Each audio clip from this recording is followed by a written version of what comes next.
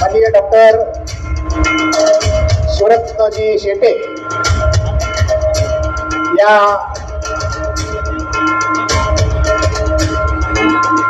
वार्षिक स्नेह संमेलनाचे उद्घाटक महाविद्यालयाचे प्राचार्य डॉक्टर उमाकांत चलशेट्टी सर,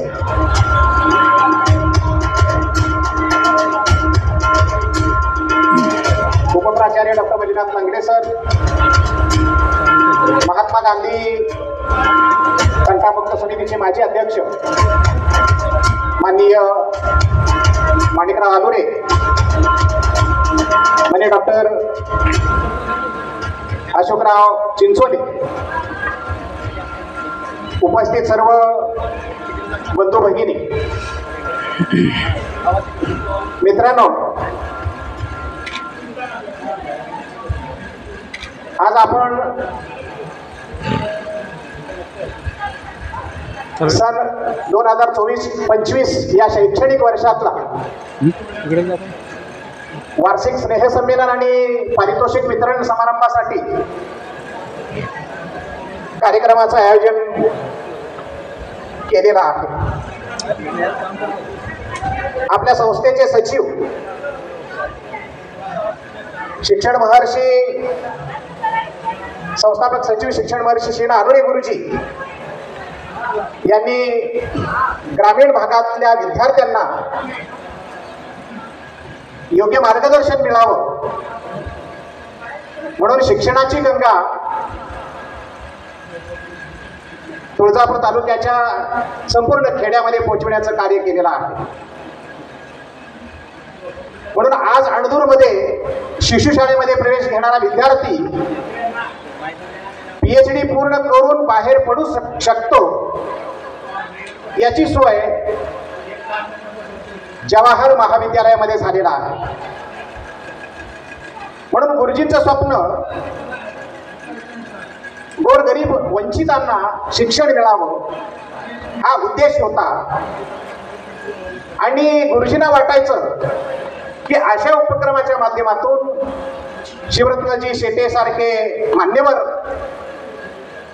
या भूमीत यावं, आमच्या विद्यार्थ्यांना मार्गदर्शन करावं आणि आमच्या विद्यार्थ्यांचे व्यक्तिमत्व फुलावं. टेढ़े मेढ़े राहों पर तू धीरे धीरे चलना सीख, टेढ़े मेढ़े राहों पर तू धीरे धीरे चलना सीख, चांद जैसा शीतल बन सूरज जैसा जलना सीख, मिट्टी का तू है पुतला, मिट्टी का तू है पुतला, हर सांचे में ढलना सीख. प्रत्येक साचेमध्ये हा आपला विद्यार्थी बसला पाहिजे. ही जी धडपड होती गुरुजींची ते सत्यात उतरण्याचं कार्य या शिक्षण समूहाच्या माध्यमातून होत आहे. आज आपण 24-25 वर्षातला स्नेह संमेलनाचा उद्घाटन समारंभ आपण मान्यवरांच्या हस्ते करीत आहोत. उद्घाटक म्हणून प्रसिद्ध शिवव्याख्याते आयुर्वेद तज्ञ डॉक्टर शिवरत्न शेटे आपल्याला लाभलेले आहेत. महाविद्यालयाचे प्राचार्य डॉक्टर उमाकांत चलशेट्टी, उपप्राचार्य डॉक्टर मल्लीनाथ लंगडे, डॉक्टर अशोकराव चिंचोले, माणिक काका आलुरे या सर्व मान्यवरांचं मी मनपूर्वक हार्दिक स्वागत करतो. आणि आपण कार्यक्रमाची सुरुवात शिक्षण महर्षी श्री आलुरे गुरुजी यांच्या प्रतिमेच्या पूजनाने आणि दीप प्रज्वलित करून करूया. सर्व मान्यवरांना मी विनंती करतो की आपण प्रतिमेचं पूजन आणि दीप प्रज्वलित करून कार्यक्रमाचं उद्घाटन करावं.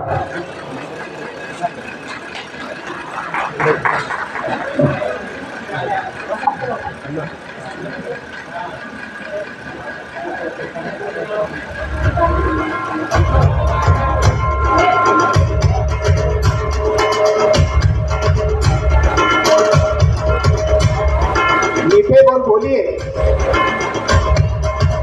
मीठे बोल बोलिए, क्योंकि अल्फाजों में जान होती है. इन्हीं से आरती अरदास और इन्हीं से अजान होती है. ये समुद्र के मोती है जिनकी इंसानों की पहचान होती है. गुरुजींचं आदर्श व्यक्तिमत्व आणि त्यांनी या अणदूरच्या पंचक्रोशीमध्ये केलेले संस्कार आणि या संस्थेमध्ये शिकलेले अनेक विद्यार्थी आज अणदूर ते अमेरिकेपर्यंत पोहोचलेले आहेत. जहां डाल डाल पर सोने की चिड़िया करती है बसेरा, वो भारत देश है मेरा, क्या सत्य अहिंसा और धर्म का पग पग होता डेरा, वो भारत देश है मेरा, वो भारत देश है मेरा. भारत मातेचं स्वागत आणि शान दीप प्रज्वलनाच्या माध्यमातून वार्षिक स्नेह संमेलनाचं उद्घाटन संपन्न होत आहे. माननीय उद्घाटक शिवरत्नजी शेटे, प्राचार्य doctor Umakant Chalshetti sir, doctor Ashokrao Chincholi, संस्थापक समितीचे माजी अध्यक्ष माननीय काका आलुरे, महाविद्यालयाचे उपप्राचार्य डॉक्टर मंजुनाथ लगडे, आपणा सर्वांच्या उपस्थितीत वार्षिक स्नेह संमेलनाचं उद्घाटन समारंभ संपन्न होत आहे. आपणा सर्वांचे मनपूर्वक हार्दिक स्वागत, सुस्वागतम सुस्वागतम सुस्वागतम. धन्यवाद सर. आलेल्या मान्यवरांचं आपण सन्मान करणार आहोत. या कार्यक्रमाचे उद्घाटक,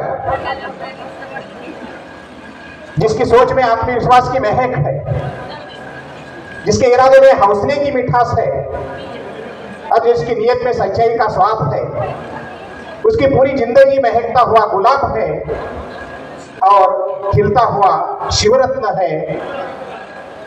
असं म्हटलं तर वावगं होणार नाही, कारण शिवरत्न शेटे यांनी संपूर्ण महाराष्ट्राच्या माध्यमातून, महाराष्ट्रामध्ये शिवचरित्राच्या माध्यमातून प्रबोधन करण्याचं कार्य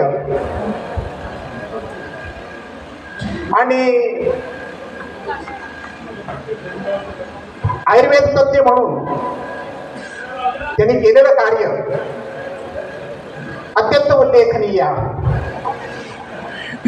आम्ही 19 तारखेला शिवजयंतीचे औचित्य साधून त्याचं मार्गदर्शन घ्यायचं असं प्राचार्य साहेबांनी ठरवलं. पण शिवरत्नजी शिवजयंतीच्या माध्यमातून संपूर्ण 15 दिवस, 1 महिना ते उपलब्ध नाहीत. आज येथून ते जाता जाता 22 तारखेला मला वेळ आहे. अशा प्रकारची चर्चा झाल्यानंतर 22 तारखेला स्नेह संमेलनाचं उद्घाटन आपण त्यांच्या शुभ हस्ते संपन्न करीत आहोत. आणि विचारातून क्रांती होत असते. एक अमोघ अशा प्रकारची वाणी शेटे सरांना लाभलेली आहे आणि अत्यंत मनापासून केलेलं तळमळ आणि या तळमळीच्या माध्यमातून त्यांनी संपूर्ण महाराष्ट्राला एकतेच्या सूत्रामध्ये बांधण्याचं काम केलेलं आहे. कारण छत्रपती शिवाजी महाराजांचं कार्य खूप मोठं आहे. एक अष्टपैलू व्यक्तिमत्व आणि या व्यक्तिमत्वाच्या माध्यमातून संपूर्ण महाराष्ट्रामध्ये शिवरायांच्या विचारांची प्रेरणी आपल्या वाणीतून शिवरत्नजी शेटे करीत आहेत. म्हणून महाविद्यालयाच्या वतीने महाविद्यालयाचे प्राचार्य डॉक्टर उमाकांत जनशेट्टी सरांना मी विनंती करतो की शिवरत्न शेटे यांचं यथोचित अशा प्रकारचं सन्मान, शाल, बुके देऊन करावं. शिवरत्नजी शेटे हिंदवी परिवाराचे संस्थापक अध्यक्ष आहेत. छत्रपती शिवरायांच्या विचारांचे आचरण करणारी राज्यव्यापी संघटना माननीय माजी पोपटराव पवार, सरपंच आदर्शराव हिवरे बाजार, माननीय बच्चूभाऊ कडू आमदार अचलपूर, पन्हाळगड पावनखिंड पदभ्रमंती प्रत्यक्ष सहभागी झालेल्या शिवभक्तांच्या उपस्थितीत पावनखिंडीत स्थापन झालेला हा परिवार आहे. केंद्रीय फिल्म सेन्सॉर बोर्ड या संस्थेचे छत्रपती व्याख्यानास त्यांना प्रमाणपत्र मिळालेलं आहे. सर्व राजकीय पक्षाद्वारे व्याख्यानास निमंत्रित केलं जातं. अनेक मान्यवरांच्या उपस्थितीत शेकडोंच्या वर त्याचे व्याख्यान झालेले आहेत. विक्रमाचा विक्रम 19-20 ऑक्टोबर 2008 राष्ट्रसंत तुकडोजी महाराज पुण्यतिथी निमित्त व्याख्यान अध्यात्म व शिवचरित्र मोझरी गुरुकुंज अमरावती, जवळजवळ 1.25 लाख श्रोते येथे उपस्थित होते. अशा खूप प्रचंड अशा कार्यक्रमाच्या माध्यमातून शिवरत्नजी पोहोचलेले आहेत. त्यांना अनेक पुरस्कार मिळालेले आहेत. राजीव गांधी पुरस्कार 2008, कैलासवासी प्रभाराव हिमाचल प्रदेश यांच्या वतीनं मिळालेला आहे. राष्ट्रधर्म पुरस्कार मे 2010 श्री भैयू महाराज पुढे यांच्या शुभास्ते मिळालेला आहे. शिवछत्रपती पुरस्कार फेब्रुवारी 2013 भैयू महाराजांच्या हस्ते मिळालेला आहे. शिडी व DVD अपरिचित शिवछत्रपती भाग 1-2, दहशतवादाला प्रत्युत्तर शिवरायांची युद्धनीती, शिवराय आज असते तर, स्वराज्याचे साक्षीदार, तुळजापूर ते मुंबई 512 किमीचा प्रवास केटिंगद्वारे 26 तास 20 मिनिटात पूर्ण करण्याचं विक्रम त्यांनी केलेला आहे. टाळांच्या गजरामध्ये अशा महावीरांचं आपण स्वागत करूया. वर्षातून 2 वेळा पदभ्रमंती मोहीम 500 शिवभक्तांसह, दिवाळी मोहीम जानेवारी महिन्यामध्ये, नवीन वर्षाचे स्वागत, नवीन गड दर्शनाने, 3 दिवस 3 किल्ले असा हा उपक्रम अव्याहत पद्धतीने चालू आहे. गरुडाच्या रोखाने आकाशात भरारी घेणाऱ्या या शिवरत्नास आपण विनम्र अभिवादन करूया. अलौकिक कार्य आपल्या हस्ते अशाच प्रकारचं घडत राहावं अशा प्रकारची विनंती मी करतो. त्यानंतर महाविद्यालयाचे प्राचार्य डॉक्टर उमाकांत चर्चित सरांना विनंती करतो की माणिक काका आलुरे यांचंही स्वागत आपण करावं. सर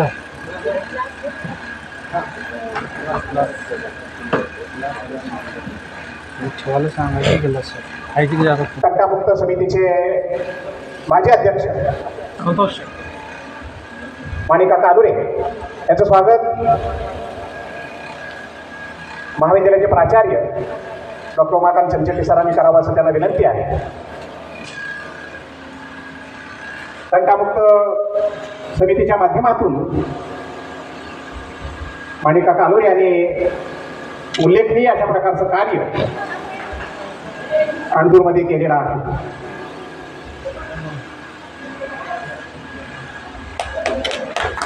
महाविद्यालयाचे उपप्राचार्य डॉक्टर मंजुनाथ लंगे सरांना मी विनंती करतो की आपण सेवानिवृत्त वैद्यकीय अधिकारी डॉक्टर अशोकराव चिंचोले यांचंही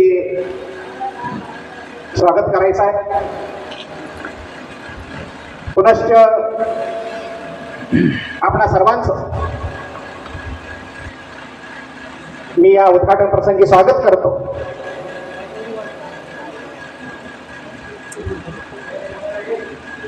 शैक्षणिक क्षेत्राच्या माध्यमातून गुरुजींच्या डोळ्यामधले स्वप्न या मातीमध्ये रुजते आहे. यशाचे प्रकाशाचे एक आकाशावर फुलते आहे. जे सुप्त आहे त्याला अंकुरित करणे, जे अंकुरित आहे त्याला विस्तारित करणे, जे विस्तारित आहे त्याला खोली प्राप्त करून देणे, हे शिक्षणाच्या माध्यमातून शक्य आहे.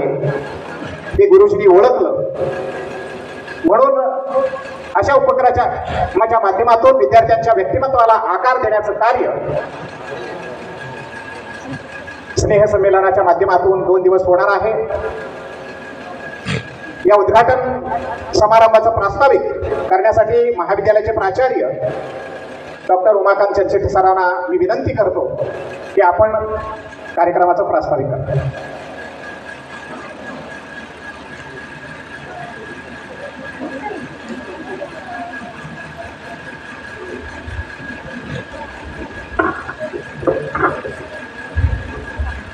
शिक्षण प्रसारक मंडळ अणदूर संचलित जवाहर कला विज्ञान व वाणिज्य महाविद्यालयाचा या शैक्षणिक वर्षातील आजचा हा वार्षिक स्नेहसंमेलन आणि पारितोषिक वितरण समारंभाचं उद्घाटन या ठिकाणी संपन्न होत आहे. या स्नेहसंमेलनाचे उद्घाटक म्हणून लाभलेले शिवव्याख्याते माननीय डॉक्टर शिवरत्नजी शेटे सर, आजच्या या कार्यक्रमासाठी अध्यक्ष म्हणून लाभलेले आपल्या संस्थेचे सन्माननीय सचिव तथा या अणदूर नगरीचे प्रथम नागरिक सरपंच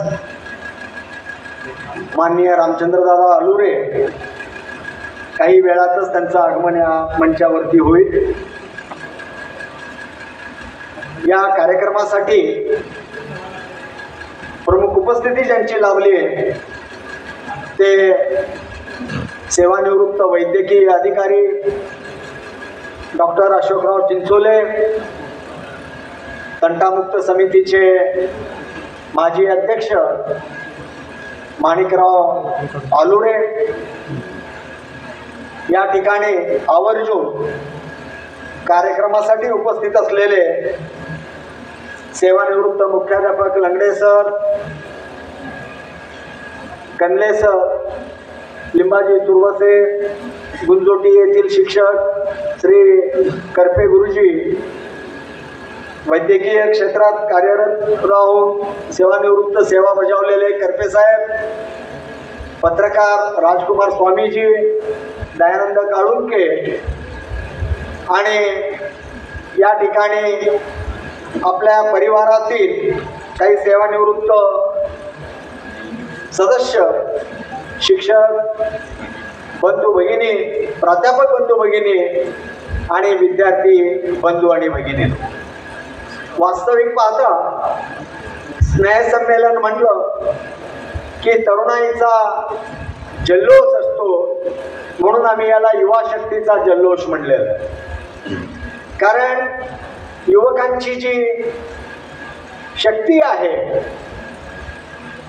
ती विधायक कार्यासाठी त्यांनी लावलं पाहिजे आणि यासाठीच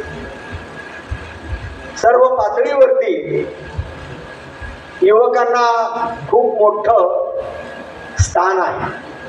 म्हणून नेहमी आम्ही म्हणतोय की लोकशाहीची मूल्ये स्वीकारलेल्या या समाज विकासाच्या प्रक्रियेमध्ये युवकांचं योगदान हे खूप महत्त्वाचं आहे. म्हणून महाविद्यालयीन शिक्षण घेत असताना विद्यार्थ्यांचं व्यक्तिमत्व फुलतं, खुलतं आणि ते विकसित होतं.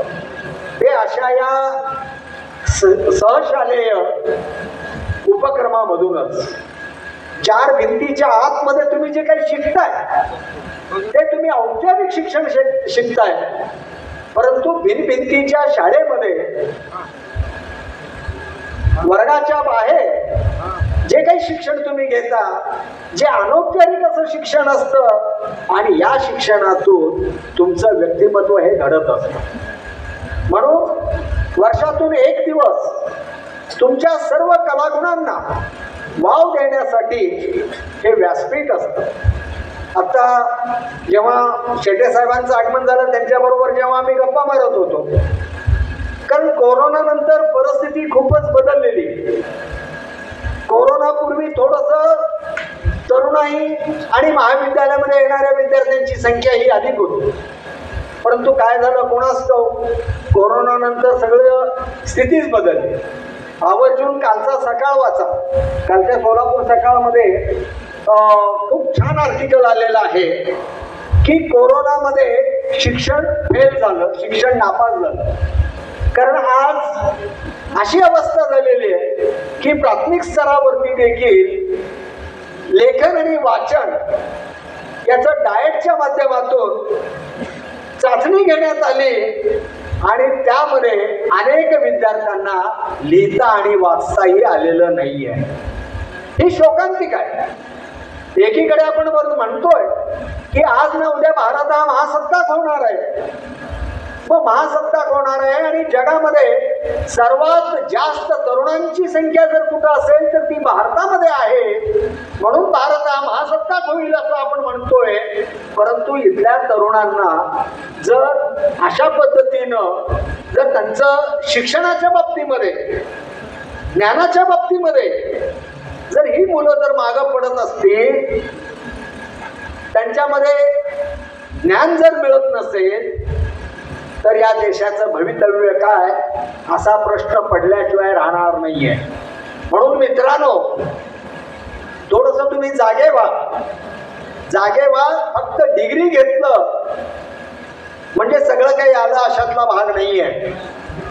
म्हणून तुम्ही या ज्ञानाबरोबरच इतर कौशल्य, इतर अभिरुची जोपासण्याचं काम देखील तुम्ही केलं पाहिजे आणि त्यासाठी हा अट्टाहास असतो. कारण आदरणीय गुरुजींनी या भागामध्ये जेव्हा माध्यमिक शिक्षणाची देखील सोय नव्हती, 1ली ते 4थी पर्यंतची शाळा फक्त अणदूरमध्ये होती. माध्यमिक शिक्षणासाठी त्यांना शेजारच्या नळदुर्गला जावं लागलं आणि नळदुर्गमध्ये उर्दू माध्यमातून त्यांना शिक्षण घ्यावं लागलं. ज्या वेळेला स्वातंत्र्य मिळाल्यानंतर माध्यमिक शिक्षणाची सोय तुळजापूरला होती. त्यांना तुळजापूरला जावं लागलं आणि त्यांच्या बरोबरीचे जे सहकारी होते ते परिस्थितीमुळं तुळजापूरला माध्यमिक शिक्षण घ्यायला जाऊ शकले नाहीत. ही खंत त्यांच्या मनामध्ये होती आणि त्यांनी ठरवलं की आपण आपल्या गावामध्ये माध्यमिक शिक्षणाची सोय करायची. आणि त्या पद्धतीनं 1956 साली त्यांनी जेव्हा BSc पदवीधर झाले सोलापूरच्या दयानंद महाविद्यालयातून, त्यानंतर जिल्हा परिषदेमध्ये शिक्षकाची नोकरी त्यांना मिळाली. त्याही अगोदर हैदराबादच्या, त्यावेळेला राज्य एकच होतं, हैदराबादच्या राजवटीमधून त्यांना फौजदाराची नोकरी आली होती. परंतु त्यांनी फौजदाराची नोकरी नाकारून रेणापूरला त्यांनी शिक्षकाची नोकरी पत्करली आणि 2 वर्ष शिक्षकाची नोकरी करून 1959 साली अणदूरला आले आणि अणदूरमध्ये त्यांनी शिक्षण प्रसारक मंडळाच्या माध्यमातून या ठिकाणी माध्यमिक शाळेची सुरुवात केली. आणि आज या संस्थेच्या माध्यमातूनच आज ही शाळा खंडोबा मंदिरामध्ये भरते. अनेक शाखा आहेत, जवळजवळ 12-10 हायस्कूल आहेत, 2 ज्युनियर कॉलेज आहेत, 1 सिनियर कॉलेज आहे, 7 वसतिगृह आहेत, 1 प्राथमिक शाळा आहे, 1 रात्र शाळा आहे. एवढा संस्थेचा विस्तार वाढला तरी देखील गुरुजींनी या झोपडीपर्यंत जी शिक्षणाची गंगा नेली. त्यामुळे आज आपल्या तुळजापूर तालुक्यातील अनेक वाड्या वस्त्यावरती राहणारी गरिबांची मुलं ही शिकली आणि जगाच्या पाठीवरती वेगवेगळ्या देशांमध्ये, वेगवेगळ्या राज्यांमध्ये ही मुलं सक्षमपणे काम करू लागले आणि त्यांचं जीवनमान हे सुधारलेलं आहे. हे आपल्याला नाकारता येणार नाही. आणि या शाळेतला विद्यार्थी, अनेक विद्यार्थी शालांत परीक्षेमध्ये, बोर्डाच्या परीक्षेमध्ये आलेले. 1994ला सचिन आराळकर हा महाराष्ट्रामध्ये प्रथम क्रमांकानं या जवाहर विद्यालयाचा विद्यार्थी उत्तीर्ण झालेला आहे. तर तेव्हा हे सगळं जे रोपटं लावलेलं आहे ते गुरुजींनी कोणासाठी, तर ग्रामीण भागातल्या दीन दलित दुबळ्या आणि वंचित विद्यार्थ्यांसाठी. आणि या ठिकाणी देखील उच्च शिक्षणाची सोय नव्हती, म्हणून 1991 साली 2 ऑक्टोबर, कारण गुरुजी हे गांधीजींचे विचारांचे वारसदार, त्यामुळं त्यांनी 2 ऑक्टोबर 1991ला ही संस्था त्यांनी सुरू केली. उच्च शिक्षण त्यांनी देण्यासाठी जवाहर कला विज्ञान आणि वाणिज्य महाविद्यालयाची सुरुवात केली. आणि आज आम्हाला सांगायला अभिमान वाटतोय की आज आमच्या या महाविद्यालयामध्ये BA BCom BSc हे पदवीचे वर्ग तर आहेतच, आणि त्याशिवाय MSc फिजिक्स केमिस्ट्री आणि MCom हे पदव्युत्तर वर्ग आहेत, आणि याशिवाय फिजिक्स आणि केमिस्ट्री या विषयाचे PhDचं संशोधन केंद्र डॉक्टर बाबासाहेब आंबेडकर मराठवाडा विद्यापीठाचं या ठिकाणी आहे.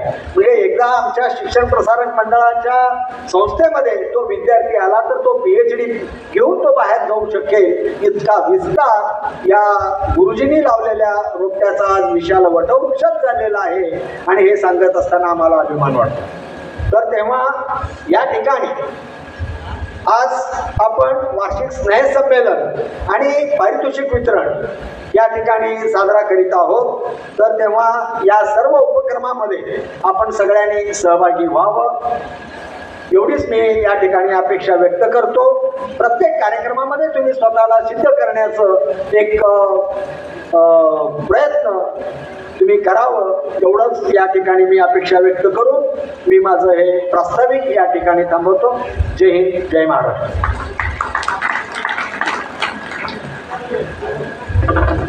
धन्यवाद सर.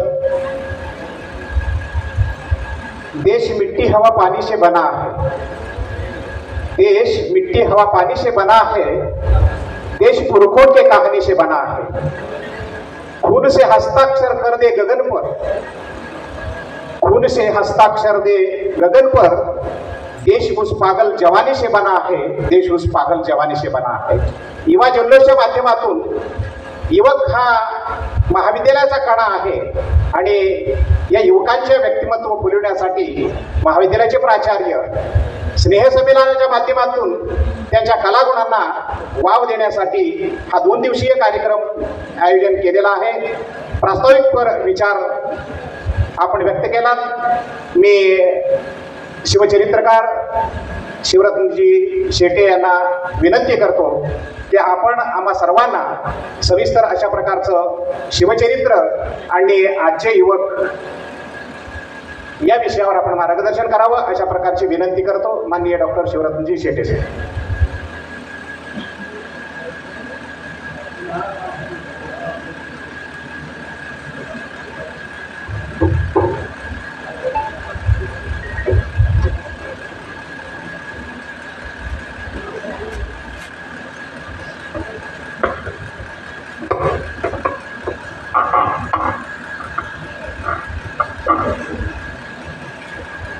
काही मिनिट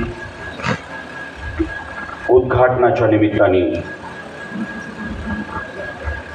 बोलणार आहे. जेवढे काही मिनिट मी बोलेल एक नियम असतो, मोबाईलवरती कुणी बोलणार नाही. मोबाईल फ्लाईट मोडवरती असलेच पाहिजेत. हे बंधनकारक आहे. ज्यांना मोबाईल शिवाय जमत नाही ते उठून गेले तरी चालतील. आणि मी एका शिस्तीत वाढलेला हाडाचा शिक्षक आहे. आजही मी ॲज अ प्रोफेसर म्हणून आयुर्वेद महाविद्यालयामध्ये व्हिजिटिंग म्हणून जात असतो. त्यामुळं मी मगापासून बघतोय काही गोंधळ विद्यार्थ्यांचा दोन्ही बाजूला. कुणी माननीय प्राचार्य बोलत असताना कुणी मोबाईलमध्ये गप्पा मारतायत, कुणी उठून जाण्याचा प्रयत्न करतायत. माझं फार बारकाईने लक्ष असतं. मी मेडिकल कॉलेजमध्ये सुद्धा अशी बेशिस्त चालू देत नाही. मी आमदाराच्या मुलीलाही बाहेर काढलेलं आहे. एक शिस्त आहे माझी, जगण्याची शिस्त आहे. आणि त्यामुळं मी जे बोलतोय हे शिवचरित्रावर बोलतोय. माझा मोबाईलला विरोध नाही आहे, तंत्रज्ञानाला मुळीच नाही आहे. त्यामागची माझी भावना अशी की शिवचरित्र चालू असताना जगातला कोणताही विषय मला मोठा नाही, ओनली छत्रपती हा तुमचा समर्पित भाव असला पाहिजे, म्हणून मोबाईल बनला. मनोरंजनाच्या कार्यक्रमाला हरकत नाही. मी सर्वप्रथम स्वर्गीय अलुरे गुरुजींच्या पावन पवित्र स्मृतीस अभिवादन करतो. कारण ज्या उद्देशाने शिक्षण संस्था सुरू केली, आज माननीय प्राचार्य जेव्हा बोलत होते की PhD पर्यंत तो वटवृक्ष झालाय. या स्नेह संमेलनाचं औपचारिक उद्घाटन आणि त्यानिमित्ताने काही युवकांना प्रेरणादायी खरं तर या शिवजयंतीच्या धामधुमीमध्ये अर्धा तासही मिळत नाही. माननीय प्राचार्य मागच्या 3 वर्षापासून प्रयत्न करतायत की तुम्ही आलं पाहिजे. यावर्षी एक तारीख त्यांनी डिक्लेअर केली होती, त्या तारखेला मला जमत नव्हतं आणि मग काहीतरी तारीख पुढे ढकलली आणि त्यांनी फोन केला. मी म्हटलं मी 22 देऊ शकतो, कारण माझं 22ला मी सोलापुरात नक्की आहे, माझं देगावला व्याख्यान आहे आणि मी सकाळी काही मिनिट तुम्हाला देईन. त्यामुळे माझं उद्घाटनपर औपचारिक असो किंवा कोणत्याही विषयावर व्याख्यान असो, सुरुवात महाराष्ट्राच्या महतीनं असते जिथे तुमचा माझा जन्म आहे. मी विज्ञानवादी आहे, तरीही अध्यात्म मानतो. हल्ली काय झालंय, विज्ञानवादी म्हणायचं आणि धर्म, संस्कृती, रीतिरिवाज, सणवार याला शिवाय द्यायच्या, त्याला पुरोगामी विज्ञानवादी म्हणायचं. मी असं करत नाही. मी विज्ञानवादी आहे परंतु आध्यात्मिक आहे. आणि त्यामुळं एक प्रश्न मी नेहमी श्रोत्यांना सांगत असतो, तुम्हालाही मी तो प्रश्न देतो. कधी विचार करून बघा, शिक्षकाने तुम्हाला शिकवलं द गॅलेक्सीज, आकाशगंगा. एवढ्या मोठ्या आकाशगंगा, त्यात पृथ्वीसारखा छोटासा ग्रह, त्या पृथ्वीवर 193 देश. कधी विचार करून बघा, का तुमचा माझा जन्म अमेरिकेत नाहीये, का आफ्रिकेत नाहीये, का न्यूझीलंडमध्ये नाहीये, का कॅनडात नाहीये, का अफगाणिस्तान पाकिस्तानमध्ये नाहीये. कोणता बुद्धिप्रामाण्यवाद लावणार, कुठला विज्ञानवाद लावणार. सांख्यांचा कार्यकारण सिद्धांतही लागत नाही. वाय, इथं जन्म का, तिथे विज्ञान नाही लागत, तिथं अध्यात्म मानावं लागतं, तिथे विधी लिखित मानावं लागतं. आणि म्हणून मी नेहमी म्हणत असतो की एवढ्या मोठ्या आकाशगंगा, त्यात पृथ्वीसारखा छोटासा ग्रह, त्यात 193 देश. जन्म न्यूझीलंड कॅनडात नाहीये, जन्म होऊन तुमचा माझा व्हावा तो हिंदुस्थानमध्ये, ही भाग्याची गोष्ट आहे. आणि हिंदुस्थानाच्या पाठीवर एवढी राज्य, जन्म झारखंड बिहार मध्ये नाहीये, आसाम अरुणाचल मध्ये नाहीये. जन्म तुमचा माझा होऊन व्हावा, परमेश्वराने घालून घालावा तो छत्रपतींच्या महाराष्ट्रात 7 जन्माची पुण्याई लागते. इथं जन्म आहे. कोणता विज्ञानवाद लावणार, कुठला बुद्धिप्रामाण्यवाद लावणार, इथेच का नाही लावता येत. म्हणून प्रारब्ध आणि विधी लिखित मानावं लागतं, तिथे अध्यात्म आहे. माझी तामिळनाडूमध्ये 3 व्याख्यानं होती 2017ला. आणि पहिलं व्याख्यान वेल्लोरला झालं, दुसरं चेन्नईला आणि तिसरं तंजावरला. सगळ्या तामिळनाडूमध्ये हिंदी बोलल्या जात नाही, नव्या हिंदीचा द्वेष केला जातो. आणि काही लोकांनी तुटक्या मुटक्या हिंदीत विचारलं की आप कहां से. आमच्या मुखातनं उत्तर महाराष्ट्र. आणि हे ऐकल्याबरोबर समोरच्याच्या मुखातनं प्रत्युत्तर होतं, ओ छत्रपती शिवाजी का महाराष्ट्र. आमची ओळख या 3 अक्षरी मंत्रांनी महाराष्ट्राच्या बाहेर गेल्यानंतर कळेल. आमची ओळख ती आहे. आणि महाराष्ट्र नामांतर नाहीये, 1000 वर्षांचा इतिहास आहे या नावाला. संन्यासाचं पोर म्हणून हिनविला त्या पोरानं सुद्धा अमृतातेही पैदा जिंके ऐशी ज्ञानेश्वरी निर्माण केली. त्या संत ज्ञानेश्वरांचा हा महाराष्ट्र. आपल्या विज्ञानवादी अभंगाने समाजात प्रबोधन करणाऱ्या जगद्गुरू तुकोबांचा हा महाराष्ट्र. इंग्रजांच्या विरोधात सर्वप्रथम बंड करणाऱ्या 1832ला फासावर जाणाऱ्या आद्य क्रांतिकारक उमाजी नायकांचा हा महाराष्ट्र. निमित्त होता 1876च्या दुष्काळाचं. रामोशी समाजाला हाताशी घेतला, इंग्रजांच्या विरोधात लढायची प्रेरणा निर्माण केली, त्या क्रांतीवीर वासुदेव बळवंत फडक्यांचा हा महाराज. मैं कोई राजा नहीं बल्कि छत्रपति का सेवक हूं असं उत्तरेत सांगणाऱ्या, मराठ्यांचं साम्राज्य दिल्ली पावेतो नेणाऱ्या थोरल्या बाजीराव पेशव्यांचा हा महाराज. जगेल तर देशासाठी, मरेल तेही देशासाठी हे व्रत आयुष्यभर जोपासून अजन्म ब्रह्मचारी राहून भारत मातेची सेवा करणाऱ्या वस्ताद लहुजी साळव्यांचा हा महाराष्ट्र. शिका, संघटित व्हा आणि संघर्ष करा हा मूल मंत्र देणाऱ्या डॉक्टर बाबासाहेब आंबेडकरांचा हा महाराष्ट्र. स्त्रियांना शिक्षणाची द्वार खुली करणाऱ्या महात्मा ज्योतिराव आणि सावित्रीबाई फुल्यांचा हा महाराष्ट्र. महाराष्ट्र धर्म म्हणजे काय हे छत्रपती शिवाजी महाराजांच्या नंतर उत्तर हिंदुस्थान पावेतो नेणाऱ्या पुण्यश्लोक अहिल्यादेवी होळकरांचा हा महाराष्ट्र. अध्यात्म तेच, भजन तेच, पण अध्यात्म आणि भजनाच्या मार्फत ग्रामगीता लिहून लोकप्रबोधन करणाऱ्या वंदनीय राष्ट्रसंत तुकडोजी महाराज आणि परमपूज्य गाडगे महाराजांचा हा महाराष्ट्र आहे. साध्या साध्या अभंगातून, कीर्तनातून पर्यावरणापासून ते व्यसनमुक्तीपर्यंत संदेश देणाऱ्या परमपूज्य भगवान बाबा आणि संत सेवालाल महाराजांचा हा महाराष्ट्र आहे.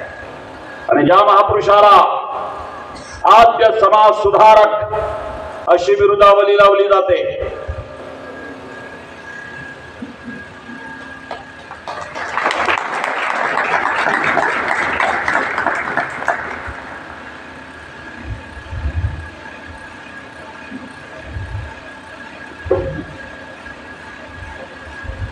नमस्कार.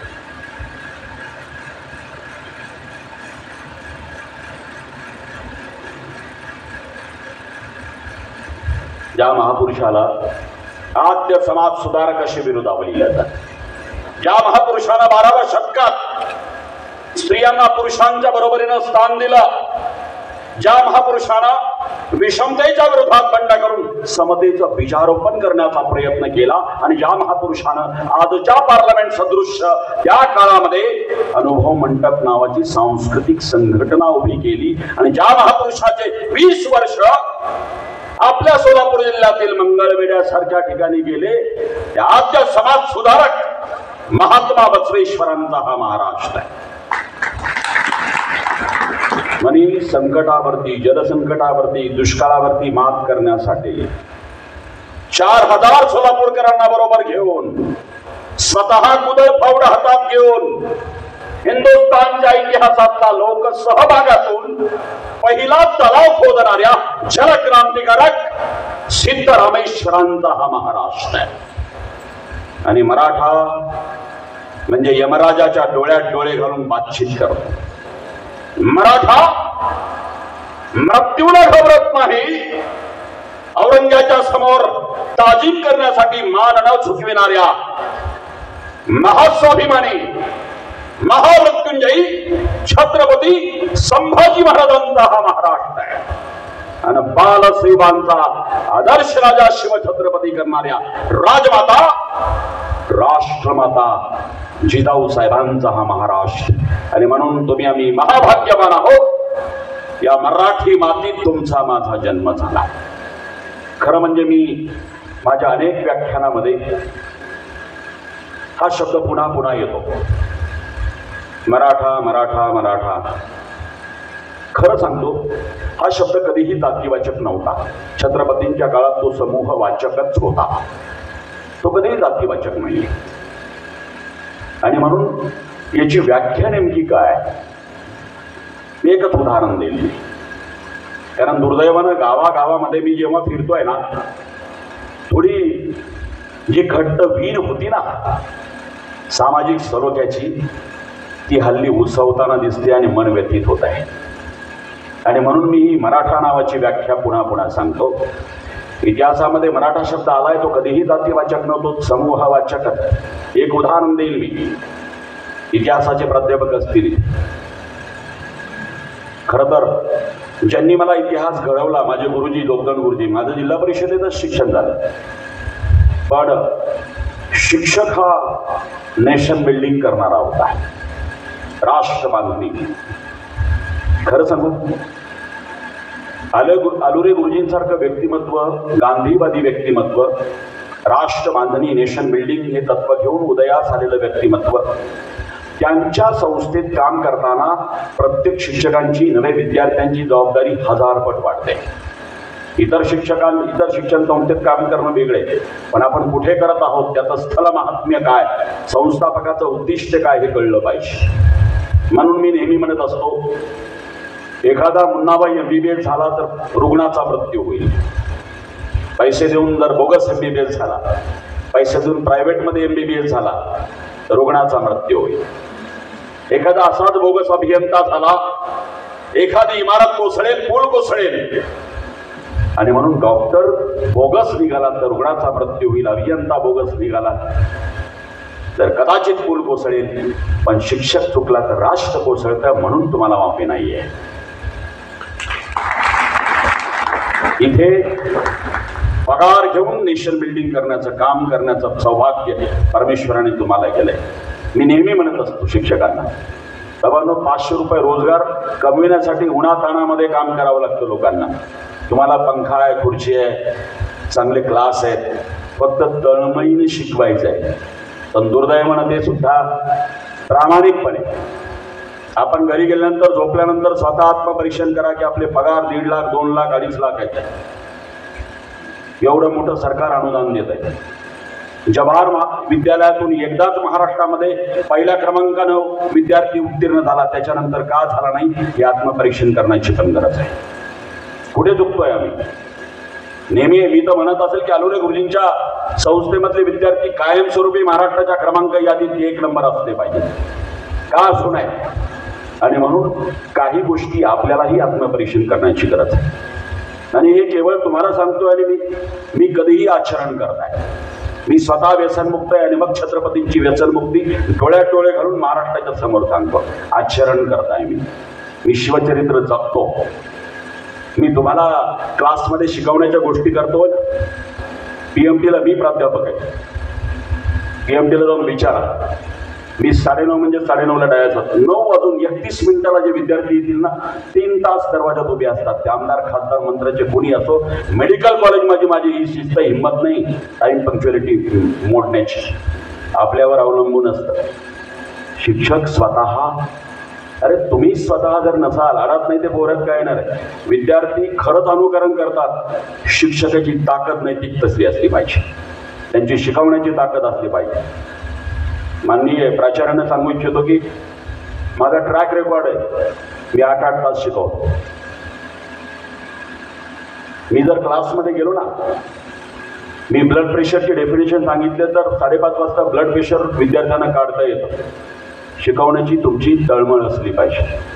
आणि म्हणून मी नेहमी शिक्षकांना म्हणतो की विद्यार्थी येत नाहीत क्लासमध्ये, चुकीचं आहे. तुमच्याकडे द्यायची काय जाणत आहे ना, विद्यार्थ्यांना कळलं पाहिजे की अरे या शिक्षकांकडनं मला काहीतरी नवीन मिळणार आहे. किती शिक्षक लोक उद्याच्या क्लासची तयारी आज रात्री परत करतात, प्रामाणिकपणे छातीवर हात ठेवून सांगा, नाही करतात. असतील बोटावर मोजणे. माझं ठाम म्हणणं आहे की एखादा क्लास तुम्ही अकाउंटचा घेत असाल, कॉमर्सचा, मॅथ्सचा घेत असाल, फिजिक्स केमिस्ट्रीचा घेत असाल, तर तुम्ही यूट्यूबवरती असे लेक्चर अमेरिकेत कसे होतात, न्यूझीलंडमध्ये कसे होतात, ऑस्ट्रेलियात कसे होतात, माझ्या विद्यार्थ्यांना मी काय स्मार्ट देऊ ही तळमळ केली ना, विद्यार्थ्यांची पटसंख्या पैकीच्या पैकी राहते. हा माझा विश्वास. विद्यार्थ्यांचा आत्मविश्वास असला पाहिजे. आणि मी स्वतः विद्यार्थीप्रिय शिक्षक आहे. 6 वर्ष मी पूर्णवेळ प्राध्यापक होतो राहुरी आयुर्वेद महाविद्यालयात. मला माहिती आहे विद्यार्थी शिक्षकांकडनं मिळत असेल तर पूर्ण उपस्थित राहतो. इतिहासाचा शिक्षक असा असला पाहिजे की त्यांनी गडकोट किल्ले चढले पाहिजेत, मग शिवचरित्र सांगितलं पाहिजे. त्याच्या वाणीमध्ये ती ताकद पाहिजे इतिहास शिकवण्याची. आणि आज मी एसीत बसून शिवचरित्र सांगत नाही. मी महाराष्ट्रातला एकमेव शिवव्याख्याता आहे. की सर्वोच्च उंचीचा किल्ला साल्हेर मुल्हेर बागलाण प्रांतातला, नाशिक जिल्ह्यातला, सटाणा तालुक्यातला, त्या साल्हेर मुल्हेर पासून ते तामिळनाडूच्या जिंजी वेल्लोर पर्यंत ऊन वारा पावसात दुर्ग भ्रमंती करणारा दुर्ग भ्रमंतीकार आहे. आणि म्हणून माझी अधिकारवाणी, माझ्यासोबत माझ्या हिंदवी परिवारामधले ट्रेक करणारे राज्यमंत्री बच्चू कडू प्रत्येक माझ्या मोहिमेमध्ये असतात. युट्यूबला सर्च करा. पानिपतकर विश्वास पाटील, IPS नांगरे पाटील, अनेक IAS IPS.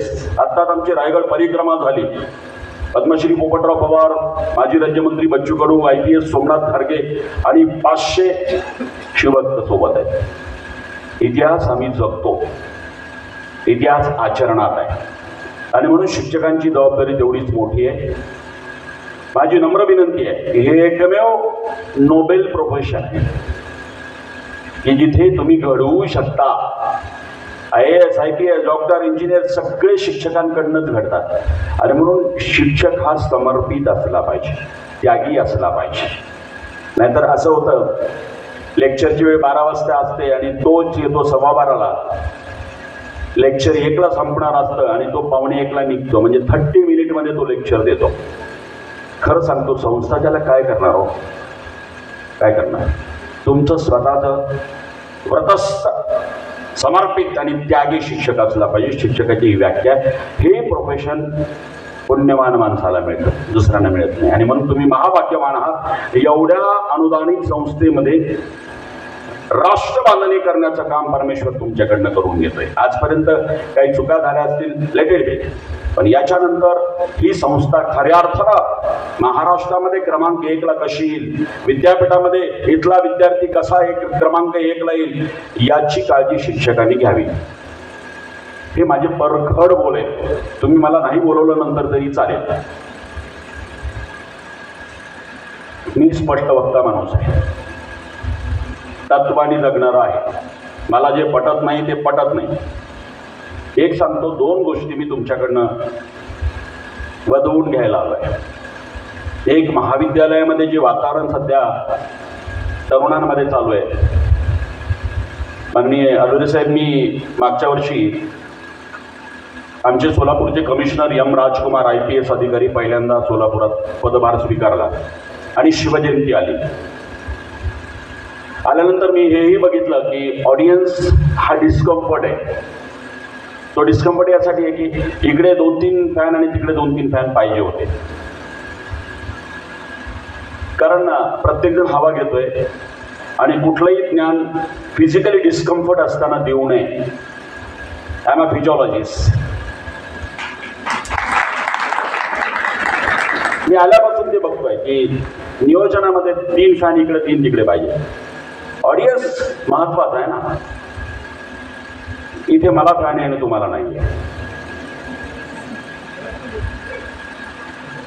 मी इतक्या आल्यापासून सगळे बारकावे बघत असतो. निरीक्षण शक्ती असते माझी. तर कृपा करून इकडे 3 लावा दुपारनंतर. या छोट्या गोष्टी असतात, पण ते जे बघणार आहेत, ऐकणार आहेत, ते घामाघूम होत आहेत. तर कसलं ज्ञान आणि कोणता तत्वज्ञान पादळणारा इथे असेल तरी कसं ते घेणार आहे तो? मी एका गेवराईला व्याख्यानाला गेलो होतो. आमदार पंडितांनी ठेवलं होतं आणि माझ्या लक्षात आलं की विद्यार्थी भुकेजलेले. नाही दिलं व्याख्यान मी. त्यांना जेवण घाला आणि मग येईल म्हटलं मी. तर सकाळपासून प्रभात फेरीत गावभर फिरवले बिचारे. मला हे पटतच नाही की उपाशी पोटी डिस्कम्फर्ट अवस्थेमध्ये मी ज्ञान द्यावं. कधीच नाही. मी आमदार पंडितांना सांगितलं, त्यांना अगोदर अल्पोपहार द्या, ते पोटात व्यवस्थित जाऊ दे आणि मग मी बसून राहिलो. नाही दिलं व्याख्यान. मी एवढे बारकावे बघत असतो. तर माझी नम्र विनंती आहे इथल्या प्रशासनाला की हे जे काही कार्यक्रम कराल, किमान हवा घामाघूम होणार नाहीत लोक पहिल्या रो पासून शेवटच्या रो पर्यंत ह्या सगळ्या याच्यामध्ये. तर कृपा करून या छोट्या छोट्या गोष्टी महत्त्वाच्या असतात. तर मला M राजकुमार साहेबांनी बोलवलं. शिवजयंतीची अशी बैठक चालू होती आयुक्तालयामध्ये आणि शिवजयंती कशी असावी आयडियल याचं मार्गदर्शन सुरू होतं. मी उभारलो आणि मी बोललो खरं म्हणजे शिवजयंती उत्सवामध्ये काही आंबेडकरी कार्यकर्ते पण होते की डॉक्टर बाबासाहेब आंबेडकरांच्या जयंतीचे माननीय राजा सर्वोदय साहेब होते, सगळेच होते, पण शहरातले नामांकित सगळ्या सामाजिक संघटनेचे पुढारी तिथे होते आणि शिवजयंतीची बैठक सुरू झाली. आणि हे लेट कमर आहेत ना, हे थांबू द्या, माझी नम्र विनंती. हे जे काही प्राध्यापक असतील ना, moving object must be zero while delivering the speech. It is one of the my condition. काय होत आहे की मी एखादा प्रसंग सांगतोय आणि कुणीतरी येत आहे, सगळ्या ऑडियन्सचं लक्ष तिकडे जात आहे. Latecomers not supposed to be allowed. तर 2 प्राध्यापक उभे करा आणि जे लेट येतील ना ते तिथेच थांबवा, नाही अलाव करत नाही. सभागृहात सुद्धा तिकीट लावून सुद्धा अलाव करत नाही. त्यामुळं फार 10 निमंत्रणातून 1 निमंत्रण व्याख्यानाचं मी स्वीकारत असतो, जे माझ्या तत्वात बसतं. नाही तर मी जातही नाही कधी. माझा उपजीविकेचा मार्ग नाही आहे, छंद आहे. 2 महत्त्वाच्या गोष्टी सांगतो तुम्हाला मी. एक, त्या शिवजयंती उत्सव मंडळाच्या त्या बैठकीत मी बोललो की कोणत्याही महापुरुषाची जयंती, त्यातही शिवजयंती आणि भीमजयंती ही डीजे मुक्त झाली पाहिजे. कार्यकर्त्यांनी टाळ्या वाजवल्याच नाही तिथे. ठीक आहे, तुम्ही वाजवल्या, तिथे वाजवल्याच नाही. कारण अवघड टास्क देत होतो मी. कारण नेत्यांकडनं 5 लाख 10 लाख मिळवण्याचं ते एकमेव साधन त्या मंडळाचं असतं. डीजेच्या माध्यमातून आमदार, खासदार, लोकल जे काय पॉलिटिशियन आहे त्यांच्याकडनं वर्गणीतला मोठा हिस्सा डीजे असतो. त्यामुळं हे माझं स्पष्ट बोलणं जरा जड जात होतं. आणि तरीही 21 शिवभक्त मंडळांनी सांगितलं की आम्ही यावर्षी डीजे मुक्त करू. म्हटलं 21चे कधी 42 होतील, 42चे कधी 84 होतील, आणि एक दिवस सोलापूर डीजे मुक्त शिवजयंती आणि भीमजयंतीसाठी महाराष्ट्रामध्ये आयडॉल ठरेल. म्हटलं कुठलीही क्रांती सहज होत नाही. आणि त्याचं उदाहरण मी दिलं. उदाहरण अमरावतीमधलं होतं. साताऱ्यामध्ये तसंच घडलं. शिवजयंतीची मिरवणूक चालू आहे, डीजेचा दणदणाट, प्रचंड डेसिबलचा साऊंड आहे, खिडक्याची तावदानं हदरतायत, किचन मधले रॅक मधले भांडे पडतायत, इतकी भयान अवस्था. आणि एका चौकामध्ये ती मिरवणूक आली. 6 मजली अपार्टमेंट, 3ऱ्या मजल्यावरती 4.5 महिने गरोदर असलेली एक भगिनी पहिल्यांदा डिलिव्हरीसाठी आलेली. आणि तिचा बाप खाली आला, हात जोडून विनंती करू लागला. पण बेधुंद नाचण्याच्या त्या तरुणाईला आणि अध्यक्षांना याचं भान नव्हतं. त्याची विनंती त्यांनी दुडकावली आणि त्याच पद्धतीनं नाच आणि तेवढ्या डेसिबलचा साऊंड सुरू होता. असहाय्य पिता तो पुन्हा परत गेला. 2 दिवसानंतर पहिल्यांदा डिलिव्हरीसाठी आलेल्या माहेरवाशीन लेकीला घेऊन तो रेडिओग्राफी सोनोलॉजिस्टकडे गेला. आणि ती भगिनी झोपलेली, पोटावरनं सोनोग्राफीचा प्रोब फिरतोय. जसा प्रोब फिरतोय तसा त्या सोनोलॉजिस्टचा चेहरा उतरतोय. पुन्हा तो झेल लावतोय आणि पुन्हा 2 वेळा बघतोय डीप मध्ये. आणि चेहरा पार उतरला. गर्भिणीच्या लक्षात आलं काहीतरी वाईट घटना आहे म्हणून. तो डॉक्टर बोलला तुमच्या आईवडिलांना बोललो. तसं हिचा काळजाचा ठोका चुकला. जी शंका होती त्याची खात्रीच पटली, काहीतरी वाईट घडलंय. आई वडिलांना मध्ये चेंबरमध्ये पाचारण करण्यात आलं आणि खिन्न मनाने त्या डॉक्टरचं मुखातनं वाक्य निघालं, कार्डियाक ऍक्टिव्हिटी ॲब्सेंट, म्हणजे हृदय बंद पडलंय. हे उदाहरण मी तिथल्या कमिशनर कार्यालयामध्ये सगळ्या उत्सव मंडळीच्या कार्यकर्त्यांना पण दिलं आणि म्हटलं या बाळाचा जन्मच झाला नाही, ते जन्माच्या अगोदर जर पोटात मरत असेल तर जयंती उत्सव हे त्या महापुरुषांना अभिप्रेत असणारे होतात का याचं आत्मचिंतन करण्याची गरज. विरोध वाद्यांना नाहीये. जयंती त्या थाटात झाली पाहिजे, नो डाऊट. अरे वाद्य असली पाहिजे, ढोल पथक, लेझिम पथक, झांज पथक आणि ताशे, दाढबट्ट्याचं पथक, अशा पद्धतीनं मिरवणुका निघाल्या पाहिजेत महापुरुषांच्या. याला विरोध नाहीये. काही कार्यकर्ते म्हणतात ठेकाधाराला आम्हाला वाद्य लागतं. मान्य आहे ते सुद्धा. डीजेच्या अगोदर जे साऊंड बॉक्स होते ना असे छोटे बँजो वगैरे, तिथपर्यंत हार्मफुल नव्हतं, तिथपर्यंत धोकादायक नव्हतं, तितकंही चालेल. परंतु डीजे मुक्त जयंत्या ही महाराष्ट्राची गरज आहे. तरुणांना तुम्हाला सांगतो, तुम्ही जेव्हा समाजात जाल तेव्हा हा विचार तुमच्याकडनं अभिप्रेत आहे. म्हणून मी कॉलेजमध्ये अधूनमधून येत असतो. नेशन बिल्डिंग म्हाताऱ्या माणसाकडनं होणं शक्य नसतं. नेशन बिल्डिंग तुमच्या वयातच केली जाऊ शकते. म्हणून महाविद्यालयाची निमंत्रणं मी स्वीकारत असतो. तुम्ही ते स्वीकारलं पाहिजे. आणि दुसरा अपेक्षा केली, ही महाकठीण अपेक्षा होती, व्यसनमुक्त जयंती झाली पाहिजे. किमान विजय मुक्ताला काही टाळ्या तरी वाजल्या होत्या तिथे.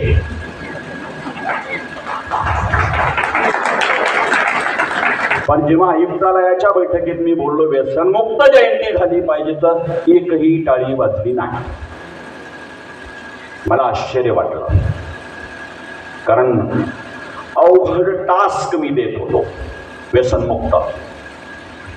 आणि मीच बोललो समोरच्याला की म्हटलं, तुम्हाला असं वाटेल की मलाच टार्गेट का देत आहेत, आम्हालाच काय उपदेशाचे धडे देत आहेत. त्याचं कारण सांगतो. म्हटलं, इथं भीमजयंती आणि शिवजयंतीचे उत्सव मंडळातील महत्वाचे पदाधिकारी बसलेत. त्यांना असं वाटेल की उपदेश आम्हालाच का करताय. त्याचं कारण आहे, म्हटलं, सगळ्या महापुरुषांच्या जयंत्या व्यसनमुक्त निघाव्यात, पण त्यातही या दोन महापुरुषांच्या जयंतीमधील अनुयायांचं जास्त जबाबदारी आणि जास्त कर्तव्य आहे. त्याचं कारण छत्रपती शिवाजी महाराज जगातले एकमेव राजे असे जे सैनिकांना उपदेश देतात, आदेश देतात. आज्ञापत्रामध्ये त्यांच्याच भाषेत सांगतो, सैनिकात कलानंदिनी, भटकिनी, दारू, गांजा, भूत चालणार नाही, केल्यास डोचके मारले जाईल, मुंडक छाटून टाकू, महाराजांची भूमिका होती. आणि म्हणून मोगली सैन्य जनानखाने आणि शराबखान्यामध्ये मग्न होऊन अपयशी ठरत होतं. तिथं मराठे मात्र व्यसनमुक्त राहून यश पादाक्रांत करत होते. हा फरक होता. व्यसनमुक्त मराठे होते. आणि छत्रपती शिवाजी महाराज साधा सुपारीचं व्यसन नाही हो. छत्रपती संभाजी महाराज कोणतंही व्यसन नाही आहे, व्यसनमुक्त आहेत. आणि म्हणून अनुयायाची जबाबदारी ही जास्त आहे. तोंडाचा दारूचा वास, गुटक्याने तोंड रंगलेले आणि जय भवानी जय शिवाजी म्हणत असाल तर तो खरंच छत्रपतींचा अपमान आहे. पहिल्यांदा व्यसनमुक्त असलं पाहिजे. आणि बाबासाहेबांच्या अनुयायानं मी तिथे बोललो. म्हटलं, बाबासाहेब सुद्धा आयुष्यभर व्यसनमुक्त होते. पुरावा देतो. 1916 बाबासाहेब लंडनमध्ये, मायनस टेम्परेचर, बर्फवृष्टी होते. युरोपातली स्थिती आहे, भौगोलिक स्थिती. आणि बर्फवृष्टी होत असल्यामुळे त्या देशातील स्त्री पुरुष दारू पितात, मद्यपान करतात. ही त्या देशातली भौगोलिक परिस्थितीमुळे उद्भवलेली संस्कृती आहे. यूज टू आहे, त्या देशातलं कल्चर आहे, ड्रिंक्स कल्चर आहे. पण अशा परिस्थितीमध्ये बाबासाहेबांचं वय वर्ष 25 आहे. आणि तसं मानसशास्त्राच्या दृष्टिकोनातनं 25 वर्ष वय पाय घसरण्याचं वय मानलं जातं. पण त्या वयामध्ये सुद्धा परमपूज्य बाबासाहेब लंडनमध्ये फक्त अभ्यासासाठी गेले. मायनस टेम्परेचरमध्ये मद्यपान करू शकले असते. सीसीटीव्ही वॉच नव्हता, जीपीएस वॉच नव्हता, तरी सुद्धा त्या महामानवानं मद्याला स्पर्श केला नाही. आयुष्यभर व्यसनमुक्त राहिले. हे बाबासाहेब समजणं काळाची गरज आहे. आणि दुसरं उदाहरण देईल. 20 मार्च 1927 महाडच्या 14 तळ्याचा सत्याग्रह बाबासाहेबांनी घोषित केला. खरं म्हणजे यावर्षी दिनांक 31 जानेवारीला त्याच 14 तळ्याच्या प्रांगणात माझं व्याख्यान झालं. विषय होता शिवराय ते Bhimrai. What was the similarity between both महापुरुष. हटके टॉपिक. या विषयाला परवानगीच मिळत नव्हती. तिथले सीओ परवानगी देत नव्हते. मग त्या जिल्ह्याचे SP IPS सोमनाथ घारगे म्हणाले की डॉक्टर शिवरत्न शेटेंना मी मागच्या 30 वर्षापासून ओळखतो. त्यांच्या ब्रेनमधलं सॉफ्टवेअर मला माहिती आहे. त्यांची हेतुशुद्धता आहे. कायदा सुव्यवस्था उद्भवणार नाही. मी त्यांचा गॅरंटर आहे. जिल्ह्यातला SP गॅरंटर आणि व्यासपीठावरती SP साहेब होते. तसं तर या विषयावर बोलणं धाडसाच आहे. पण माझी हेतुशुद्धता आहे. महाराष्ट्रात उसवलेलं आहे ते शिवण्यासाठी टाका घालण्याचा प्रयत्न माझ्याकडनं असतो. त्यामुळे ती माझी हेतुशुद्धता आहे. जाती जातीमध्ये मतभेद जे झालेत काही पूर्वजांकडनं ते दूर करण्याचा प्रामाणिकपणे प्रयत्न मी तिथेही बोललो साहेब. म्हटलं माझे आजोबा चुकले, पणजोबा चुकले, त्यांनी अस्पृश्यता पाळली, त्यांनी चुकीच्या प्रथा पाळल्या, त्यांनी फुटक्या कपात चहा दिला, लांब उभं केलं, चुकले ना. पण आज बदललेली नवीन हिंदूंची पिढी फार बदलली आहे. अनिष्ट प्रथा आम्ही केव्हाच त्यागल्या, कधीही आमच्या मनाला स्पर्श होत नाही. पूर्वजांच्या चुकांचा पश्चाताप होतो आणि परिमार्जन म्हणून आमची नवीन पिढी माणसाला माणसाची वागणूक देते. म्हटलं बाबासाहेबांचा विरोध हिंदू धर्माला नव्हताच, धर्मातील अनिष्ट प्रथांना होता. आणि धर्मातील अनिष्ट प्रथा आम्ही केव्हाच त्यागल्यात. कदाचित आमच्यासारखा हिंदू त्या काळात असता तर बाबासाहेबांनी धर्मांतराचा विचारच केला नसता. हे ठामपणे मी सांगितलं. बदललेली नवीन हिंदूंची पिढी फार बदलली. कुठल्या अनिष्ट प्रथा पाळत नाही आम्ही. विचाराची मैत्री होते आणि विचाराची मैत्री होत असताना तो शिंदे, सुर्वे, कदम, जगताप, गायकवाड मराठा आहे का बौद्ध आहे हे सुद्धा विचार आमच्या मनाला स्पर्श करून जात नाही. आम्ही विचारावरती मैत्री करतो. एवढा बदललेला हिंदू आहे हे तिथे मी सांगितलं. पुढची पिढी बदलली आहे वाटतं आणि म्हणून एक काहीतरी पॅचअप करण्याच्या दृष्टिकोनातून तो कार्यक्रम महाडला घेतला. वेगळा उपक्रम होता. 1.5-2 तास बोललो या विषयावर. युट्यूबला तुम्हाला युथला तो विषय सापडेल. डॉक्टर शिवरत्न शेटे तुम्ही सर्च करा. शिवराय ते भीमराय हाही विषय टाका, तो विषय तुम्हाला येईल. आजचा तो व्याख्यानाचा विषय नाही, परंतु स्नेहसंमेलनामध्ये काही महत्वाचे मुद्दे युवकांच्या मेंदूमध्ये गेले पाहिजेत आणि म्हणून हा एक विषय अत्यंत महत्वाचा मला वाटला. खरं सांगू, तिथं मी बोललो की बाबासाहेब चौदार तळ्याच्या सत्याग्रहाला ऐलान करतात आणि जवळपास 3-3.5 हजार लोक तिथं जमलेत. मातृशक्ती मोठ्या प्रमाणावरती, माता भगिनी जमल्यात आणि तिथं बाबासाहेबांचं वाक्य ऑन रेकॉर्ड आहे, तुमचा नवरा मुलगा दारू पिऊन घरामध्ये आला असेल तर त्यांना घराच्या बाहेर थांबवा, घरात ठेवू नका, बाबासाहेब बोलतात. तर बाबासाहेबांना माहिती आहे, त्यांनी ते अनुभवलंय. ती दाहकता त्यांनी स्वीकारली होती, अनुभवली होती की एखाद्या झोपडीमध्ये, एखाद्या घरामध्ये दारू पिलेला नवरा दारूच्या नशेत बायकोला मारहाण करतो. मारहाण करत असताना लहान लहान मुलं पांघरुणातल्या पांघरुणात रडतात, असहाय्य असतात, पण त्यांच्या बालमानसशास्त्रावरती एवढा विपरीत परिणाम होतो. मोठं झाल्यानंतर ते वाममार्गाला लागतात, ते चांगले होत नाही. कुटुंब संपतं, तसं समाज संपतो आणि समाज संपला की राष्ट्र संपतं. म्हणून बाबासाहेब बुद्ध धम्म स्वीकारत असताना 22 प्रतिज्ञा देतात. त्या 22 प्रतिज्ञामधली एक प्रतिज्ञा सुरा मध्य वर्ष. एवढं व्यसनमुक्तीला बाबासाहेबांनी प्राधान्य दिले. आणि म्हटलं बाबासाहेबांच्या जयंतीमध्ये आणि शिवाजी महाराजांच्या जयंतीमध्ये दोन्ही महापुरुषाचे अनुयायी बेधुंद मद्यपान करून नाचतात, तिथे त्या महापुरुषांचा अवमान असतो आणि म्हणून तुम्ही व्यसनमुक्त असला पाहिजे असं मी तिथं बोललो.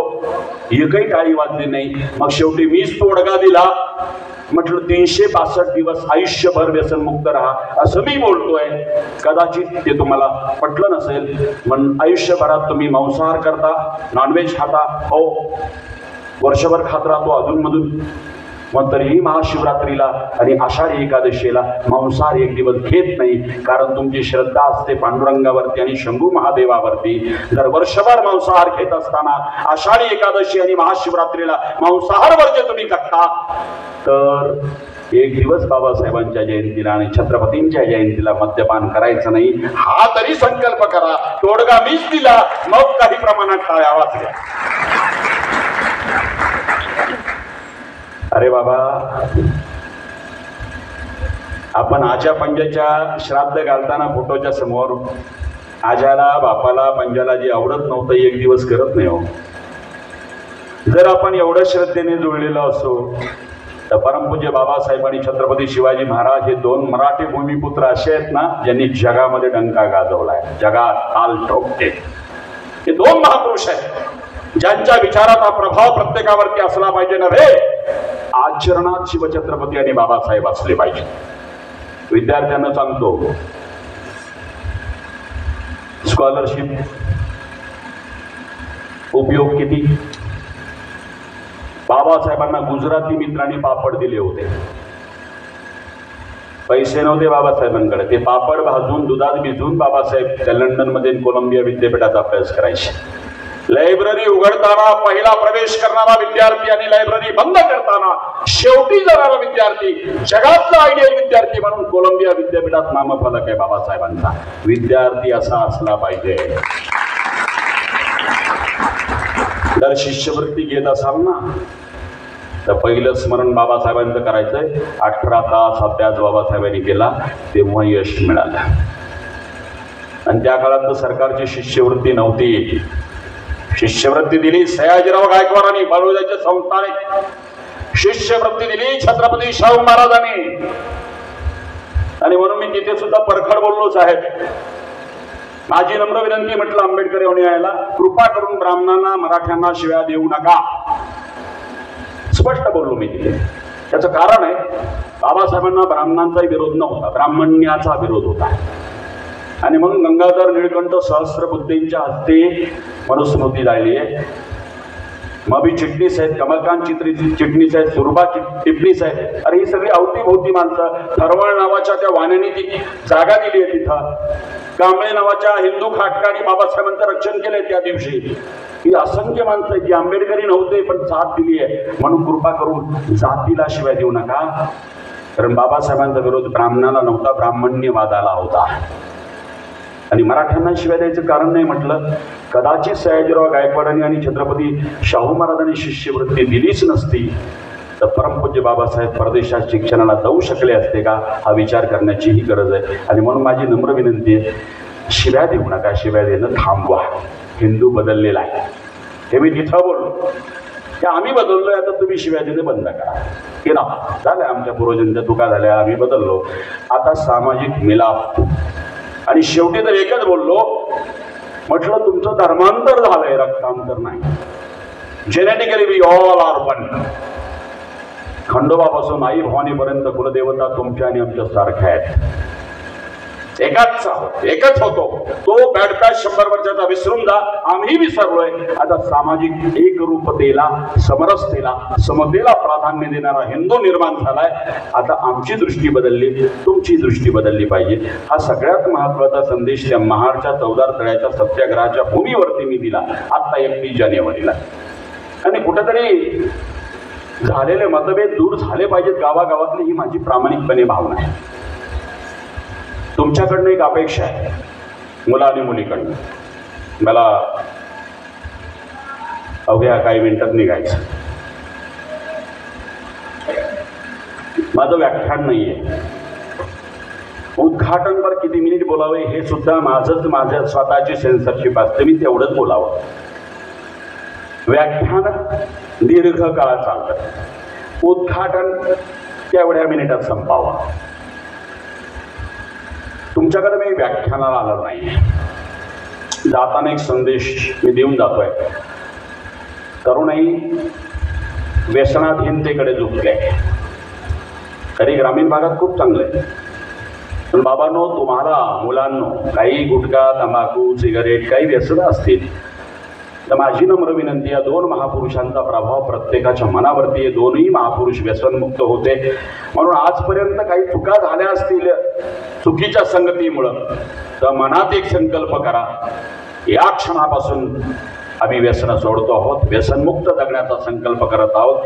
तरच अशा उद्घाटनपर प्रबोधनात्मक व्याख्यानाचं सार्थक होईल असं मला वाटतंय. महत्वाची गरज आहे, काळाची गरज आहे. आणि क्रमांक 2, प्रोफेशनल कॉलेजमध्ये मी जातोय, फार भयानक परिस्थिती आहे. मागच्या 1.5-2 महिन्यापूर्वी नगरला गेलो होतो आणि एवढी भयानक परिस्थिती की नगरमध्ये इंजिनिअरिंगच्या निमित्तानं आई वडिलांनी, अकलूज मधली परिस्थिती सांगतो. माझ्याकडं माझी आयुर्वेदाची प्रॅक्टिस आहे. I am a leading practitioner of Ayurveda. I am not PhD in history. आत्ता इतिहासात मी चालता बोलता MA केलंय, पण इतिहासात PhD झालेल्या अनेकांच्या समोर मी शिव इतिहास सांगितलाय. कारण मी सह्याद्रीच्या आसमंतामध्ये भटकत राहतो. रिअल PhD मी आहे. थेसिस सबमिट केलं नाही हा भाग सोडून दे. आणि थेसिस कशा पद्धतीनं सिनॉप्सिस पासून थेसिस पर्यंत सबमिशन कसं असतं आणि ओरल कशा पद्धतीनं मॅनेज होते याची कल्पना मला आहे. त्यामुळं जिंजीपासून ते वेल्लोर पर्यंत नव्हे, माझा एक अजून एक विषय होता, तो वेगळा विषय, what was the role of Lingayat to protect the Maratha empire. मी केडीर आणि चन्नम्मा, कित्तूर आणि चन्नम्मा आणि बेळवडी मल्लम्मावरती अभ्यास केला. एक मुद्दा सांगतो तुम्हाला कळला पाहिजे. छत्रपती शिवाजी महाराजांचं निधन दिनांक 3 एप्रिल 1680. छत्रपती संभाजी महाराजांचा हौतात्म्य दिनांक 11 मार्च 1689. औरंगाच्या समोर 40 दिवस सोसलंय ना. जगाच्या पाठीवर कोणत्याही महापुरुषाने एवढं सोसलं नाही. डोळे काढले, जिभा छाटल्या, दोघांच्याही कवी कलशांपासून त्वचा काढली, नख उपसली. 40 दिवस ताजीम करण्यासाठी या महास्वाभिमानी संभाजी महाराजांनी औरंगजेबाच्या समोर मान झुकविली नाही. एवढा महास्वाभिमानी छावा.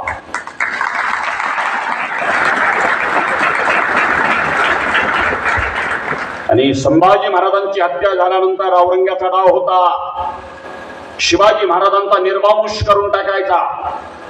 महाराजांचा शेवटचा पुत्र नाव होता राजाराम.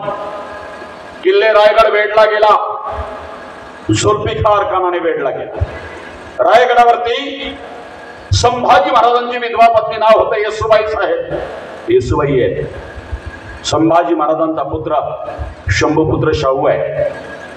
राजाराम महाराज आहे, त्यांची पत्नी ताराराणी आहे, राजसबाई आहे, अंबिकाबाई साहेब आहे, जानकीबाई आहे.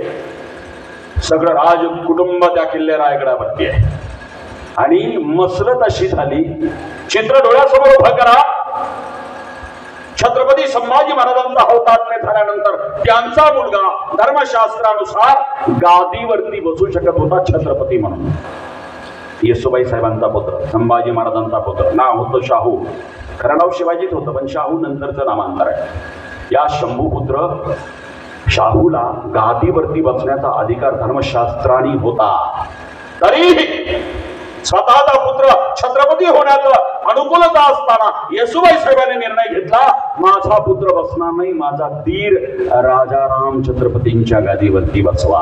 अरे एवढं मोठं मन लागतं. स्वतःचा मुलगा डावळून दीराला बसवणारी एक महाराणी इथे आहे महाराष्ट्राच्या भूमीमध्ये. आणि राजाराम महाराजांना त्यांनी चोर वाटेनी निसटून लावलं. स्वतः जोखीम घेतली.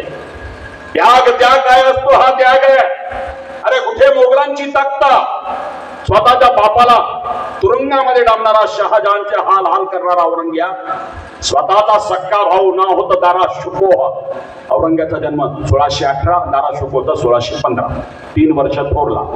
पण याला असं वाटायचं की तो गादीवरती बसेल म्हणून गाफील अवस्थेमध्ये दिनांक 30 ऑगस्ट 1659 दारा शुकोहचं मुंडक औरंग्यानी भर दिल्लीमध्ये दिवस उडवलंय, उडवून टाकलं. आणि तो गुलाम नावाचा ज्यांनी मुंडकं उडवलंय जल्लाद, तो तबकामध्ये घेऊन आला. रक्ताळलेलं मुंडकं होतं. औरंग्याला विश्वास नाही आला. म्हणजे खरंच दारा शुको एका वेगळा डमी म्हणून त्यांनी सांगितलं ते रक्त धुवून परत घेऊन ये. एवढा क्रूर, एका आईच्या पोटात आलेला सक्का भाऊ तख्तावरती बसू नये म्हणून हत्या केली. मुंडकं धुवून परत आणायला लावलं. खात्री पटली की हा दारा शुको आहे. आणि मग त्याच्या मनात विकृत विचार आला. त्यांनी एक लिफाफा लिहिला. बुढ्या शहाजहान बादशाला नजराना करण्यासाठी दूत पाठवला. वर्णन आहे अखबारामधलं. मी अव्वल साधनं वापरत असतो, दुय्यम तृतीय साधनं वापरत नाही. कादंबऱ्या नाहीच नाही, बखरीत उत्तरकालीन नाहीच नाही. कंटेम्पररी ग्रंथातलं वाचन असतं माझं. त्यामुळे शिवचरित्रात माझं व्याख्यान हे बौद्धिक अर्थाने कोणी आजपर्यंत क्रॉस करत नाही. कुठलाही विषय असू दे, अव्वल साधनं घेऊनच मी व्यासपीठावरती बसतो. याचं कारण सांगतो. औरंगजेबानी बुढ्या बापाला लिहिले, शहाजहान तुरुंगात होता, पण औरंगजेबानी आपली याद केली म्हणून तुरुंगातल्या नैराश्येमध्ये त्याच्या चेहऱ्यावरती हसू फुललं. लिहिलंय त्या अखबारामध्ये. औरंगजेबानी नजराणा पाठवण्यासाठी वकील पाठवला की औरंगजेबानी तुमची याद केली आणि नजराणा पाठवला. बुड्या बापाला आनंद झाला, त्या कैदेत खिप्पत पडला होता, पण कसं का असेना औरंगजेबानी आपली याद केली म्हणून बुड्या बापाला सुखाचे 2 क्षण याद आले. त्याच्या चेहऱ्यावरती हसू फुललं आणि तो गुलाम तबक घेऊन आला. तबकावरती भरदरी वस्त्र होतं, शहाजहान असा होता आणि एकाएकी ते भरदरी वस्त्र काढलं. सगळ्यात लाडका असणारा दारा शुकोचा चेहरा आणि मुंडकं दिसल्याबरोबर शहाजहान बादशाला भोवळ येऊन चक्कर येऊन तो पडला. हे वर्णन आहे, एवढा क्रूर आहे तो औरंग्या. त्यामुळे संभाजी महाराजांची हत्या अशा पद्धतीने केली यात मला नवल वाटत नाही. त्यांनी सख्या भावाला असेच मारले, बापाला हाल हाल करून मारले. म्हणजे मोगली परंपरा तख्त मिळवण्यासाठी बापाला मारणारी, सख्या भावाची हत्या करणारी, मुलांची हत्या करणारी मोगली परंपरा कुठं? आणि छत्रपतींच्या गादीवर स्वतःचा पुत्र बसण्यासाठी धर्मशास्त्र सांगत असताना पुत्राचा मोह टाळून दिराला राजाराम महाराजाला छत्रपतींच्या गादीवर बसवणारी मराठ्यांची संस्कृती कुठं तुलना होऊ शकत नाही. तर ग्रेट मराठा कल्चर इथं समजून घ्या. अरे ती येसूबाई साहेब मोगलांच्या कैदेत सापडली औरंग्याच्या. छोटा शंभूपुत्र शाहू त्या औरंग्याच्या कैदेबरोबर त्यांचंही स्थलांतर व्हायचं. औरंग्या जसा आपल्या बेगमपूरला होता सोलापूर जिल्ह्यामध्ये, 7 वर्ष औरंगजेबाची राजधानी होती सोलापूर जिल्हा बेगमपूरला. त्या तळावर सुद्धा येसूबाई साहेबांनी शंभूपुत्र शाहू आहे तिथे. विचार करा, अशा प्रतिकूलतेमध्ये 1 वर्ष नाही, 2 वर्ष नाही, 5 वर्ष नाही, 10 वर्ष नाही, 29 वर्ष येसूबाई साहेब मोगली कैदेमध्ये होते. अरे कल्पना करा, काळे केस असताना ती माऊली मोगली कैदेत गेली आणि पांढरे केस असताना महाराष्ट्रामध्ये आली. त्याग काय असतो छत्रपतींच्या घराण्यात जन्म घेणं हे सुद्धा फार जोखमीचं आणि फार त्यागाचं आहे. 29 वर्ष कैदेत राहून ती माऊली महाराष्ट्रामध्ये आली. असा सहज इतिहास घडलेला नाही आहे. ही परंपरा त्यागाची.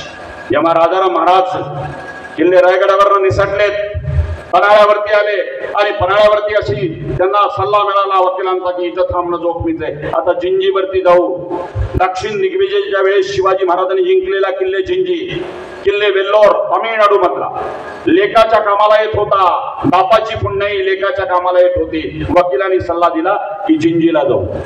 आता जिंजीला जायचंय, 19 वर्ष वयाचं पोरग आहे राजाराम महाराज, नावपेच माहिती नाहीत, पहिल्यांदा त्या दक्षिण भारताकडे प्रवास आहे. औरंगजेबाचे गुप्तहेर जागोजागी आहेत आणि अशा नजरेमधनं चुकवत जिंजीला जायचं आहे. जाताना बिदनूर नावाचा प्रांत लागला. होनई नावाच्या गावाला मुक्काम आहे. राजाराम महाराजांचा वकील बिदनूर प्रांतातील राणी केळदी राणी चन्नम्मा 2 आहेत. एक कित्तूर राणी चन्नम्मा जी इंग्रजांचा पराभव करणारी 1824 ला, झाशीच्या राणीच्या जन्माच्या अगोदर ब्रिटिशांना हरवणारी हिंदुस्थानाच्या इतिहासातली पहिली राणी कित्तूर राणी चन्नम्मा आहे. 1824 19वे शतक. झाशीच्या राणीचा इतिहास 1858चा आहे, कळला पाहिजे. दुसरी केळदी राणी शिवाजी महाराजांच्या काळातली आहे. ती म्हणजे 1672 ते 1696 हा तिचा कालखंड राजगादीवरचा. ही केळदी राणी चन्नम्मा राज्यकर्ती आहे, बिदनूर प्रांताची राणी आहे. राजाराम महाराजांचा वकील केळदी राणी चन्नम्माच्याकडे गेला. वकिलांनी सांगितलं की औरंगजेब आमच्या पाठीशी लागलाय, राजाराम महाराजांच्या थोरल्या भावाची म्हणजे संभाजीराजांची हत्या केली आहे, आम्हाला आश्रय पाहिजे, केवळ आश्रय पाहिजे नाही तर जिंजीपर्यंत जाईपर्यंत तुमची गुप्तहेर आणि आम्हाला सैन्य द्या, म्हणजे या जंगलातून आम्ही सुरक्षितपणे जाऊ शकू. राजाराम महाराजांच्या वकिलांना असं बोलल्याबरोबर केळदी राणी चन्नम्माचा वकील होता, राणी साहेब ही हिंमत करू नका, ही जोखीम घेऊ नका, आपलं राज्य छोटं आहे, औरंगजेब किळ्याला टपलाय, राजा मरण पावलाय, वैधव्य असलेले तुम्ही आहात, नुकतंच गादीवरती आला असा, तुम्ही नका करू. खरं म्हणजे केळदी राणी चन्नम्माचा वकील त्याच्या जागी रास्त होता, हिताचा सल्ला तो देत होता. परंतु केळदी राणी चन्नम्माच्या मुखातनं वाक्य होते, ज्या मोगलांच्या तख्तासमोर कोणाची हिंमत नव्हती, त्या मोगलांच्या तख्तासमोर हिंदवी स्वराज्य उभं करणाऱ्या छत्रपतींचा मुलगा माझ्या आश्रयाला आला असेल, माझं राज्य गेलं तरी 72 मी आश्रय देणार. राणीने आश्रय दिला. शेवटी व्हायचं ते झालं. औरंगजेबाला कळलं बलाढ्य सरदार केळदी राणी चन्नमाच्या वरती आक्रमण करून आला. मराठ्यांचा सेनानी संभाजी घोरपडे आणि केळदी राणी चन्नमाने रणांगणी युद्ध करून औरंगजेबाच्या सरदाराचा पराभव केला. हा इतिहास आहे. खरं म्हणजे केळदी राणी चन्नमाने राजारामाला आश्रय देण्याचं नाकारलं असतं तर इतिहासाने माफ केलं असतं, विधवा राणी म्हणून माफ केलं असतं. हे सहज शक्य असताना जोखीम पत्करून, म्हणून मी नेहमी म्हणत असतो, छत्रपतींचा छावा संकटात असताना हिंदुस्थान मधील कोणताही संस्थानिक आश्रय देण्याची हिंमत करत नसताना छत्रपतींच्या छाव्याला आश्रय देणारी राणी, विधवा राणी, लिंगायत राणी केळदी चन्नमावती हे विसरून चालणार नाही. महत्वाचा इतिहास. मी 7 वर्ष संशोधन केले त्याच्यावर. आणि केळदी राणींनी ज्या वाड्यात लपवलं ना ते 7 वर्षानंतर शोधलं. एबीपी माझाचे राहुल कुलकर्णी तुमच्या जिल्ह्याचे, त्यांच्या मदतीनं मी हा एपिसोड एबीपी माझाला द ग्रेट छत्रपती राजाराम महाराज आणला आणि मी स्वतः त्या मोहिमेत आहे. तो वाडा आजही आरमानी कोप्पा असं नाव आहे. आरमानी कोप्पा म्हणजे आराम करायची जागा. आरमानी कोप्पा इतका जबरदस्त आणि रहस्यमय वाडा आहे आणि आजूबाजूला काहीच नाहीये. तलाव आहे, जंगल आहे. तिथं त्या केळदी राणी चन्नमाने राजाराम महाराजांना लपवलं. कदाचित औरंगजेबाला ठाव ठिकाणा लागला तर राजाराम महाराज सुखरूप निसटून गेले पाहिजेत ही त्याची भावना होती. म्हणजे देवळीतनं भुयार आहे. आम्ही त्या भुयारातनं पण गेलो. म्हणजे लांबून दिसताना कपाट छोटीशी देवळी आहे पण तिथून भुयार आहे ते तलावाच्या जवळ निघतं. अशी रहस्यमय वाडा आहे. तुम्हाला एबीपी माझाला राजाराम महाराजांच्या एपिसोडमध्ये हे दिसेल. मी त्या सगळ्या संशोधन मोहिमेमध्ये बघा 40 मिनिटाची मोहीम आहे, अत्यंत महत्वाची. इतिहासाचे प्राध्यापक असतील तर जाऊन या, कारण इतिहास तोपर्यंत कळत नाही. पनागड पावनखिंड 52 किलोमीटर दरवर्षी आम्ही 2 दशकापासून जातो. पनागड पावनखिंड दो पावसात. शेवटचं माझं व्याख्यान पावनखिंडीमध्ये असतं आणि 700 ते 1000 लोक सोबत असतात. या जुलैमध्ये पनागड पावनखिंड तुम्हाला कळेल. मी जाता जाता एवढीच अपेक्षा करेल. कोण आहे तिकडे?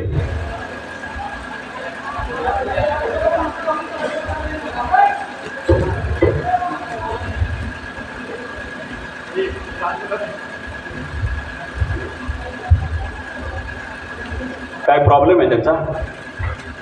रिहर्सल वगैरे चालू आहे का?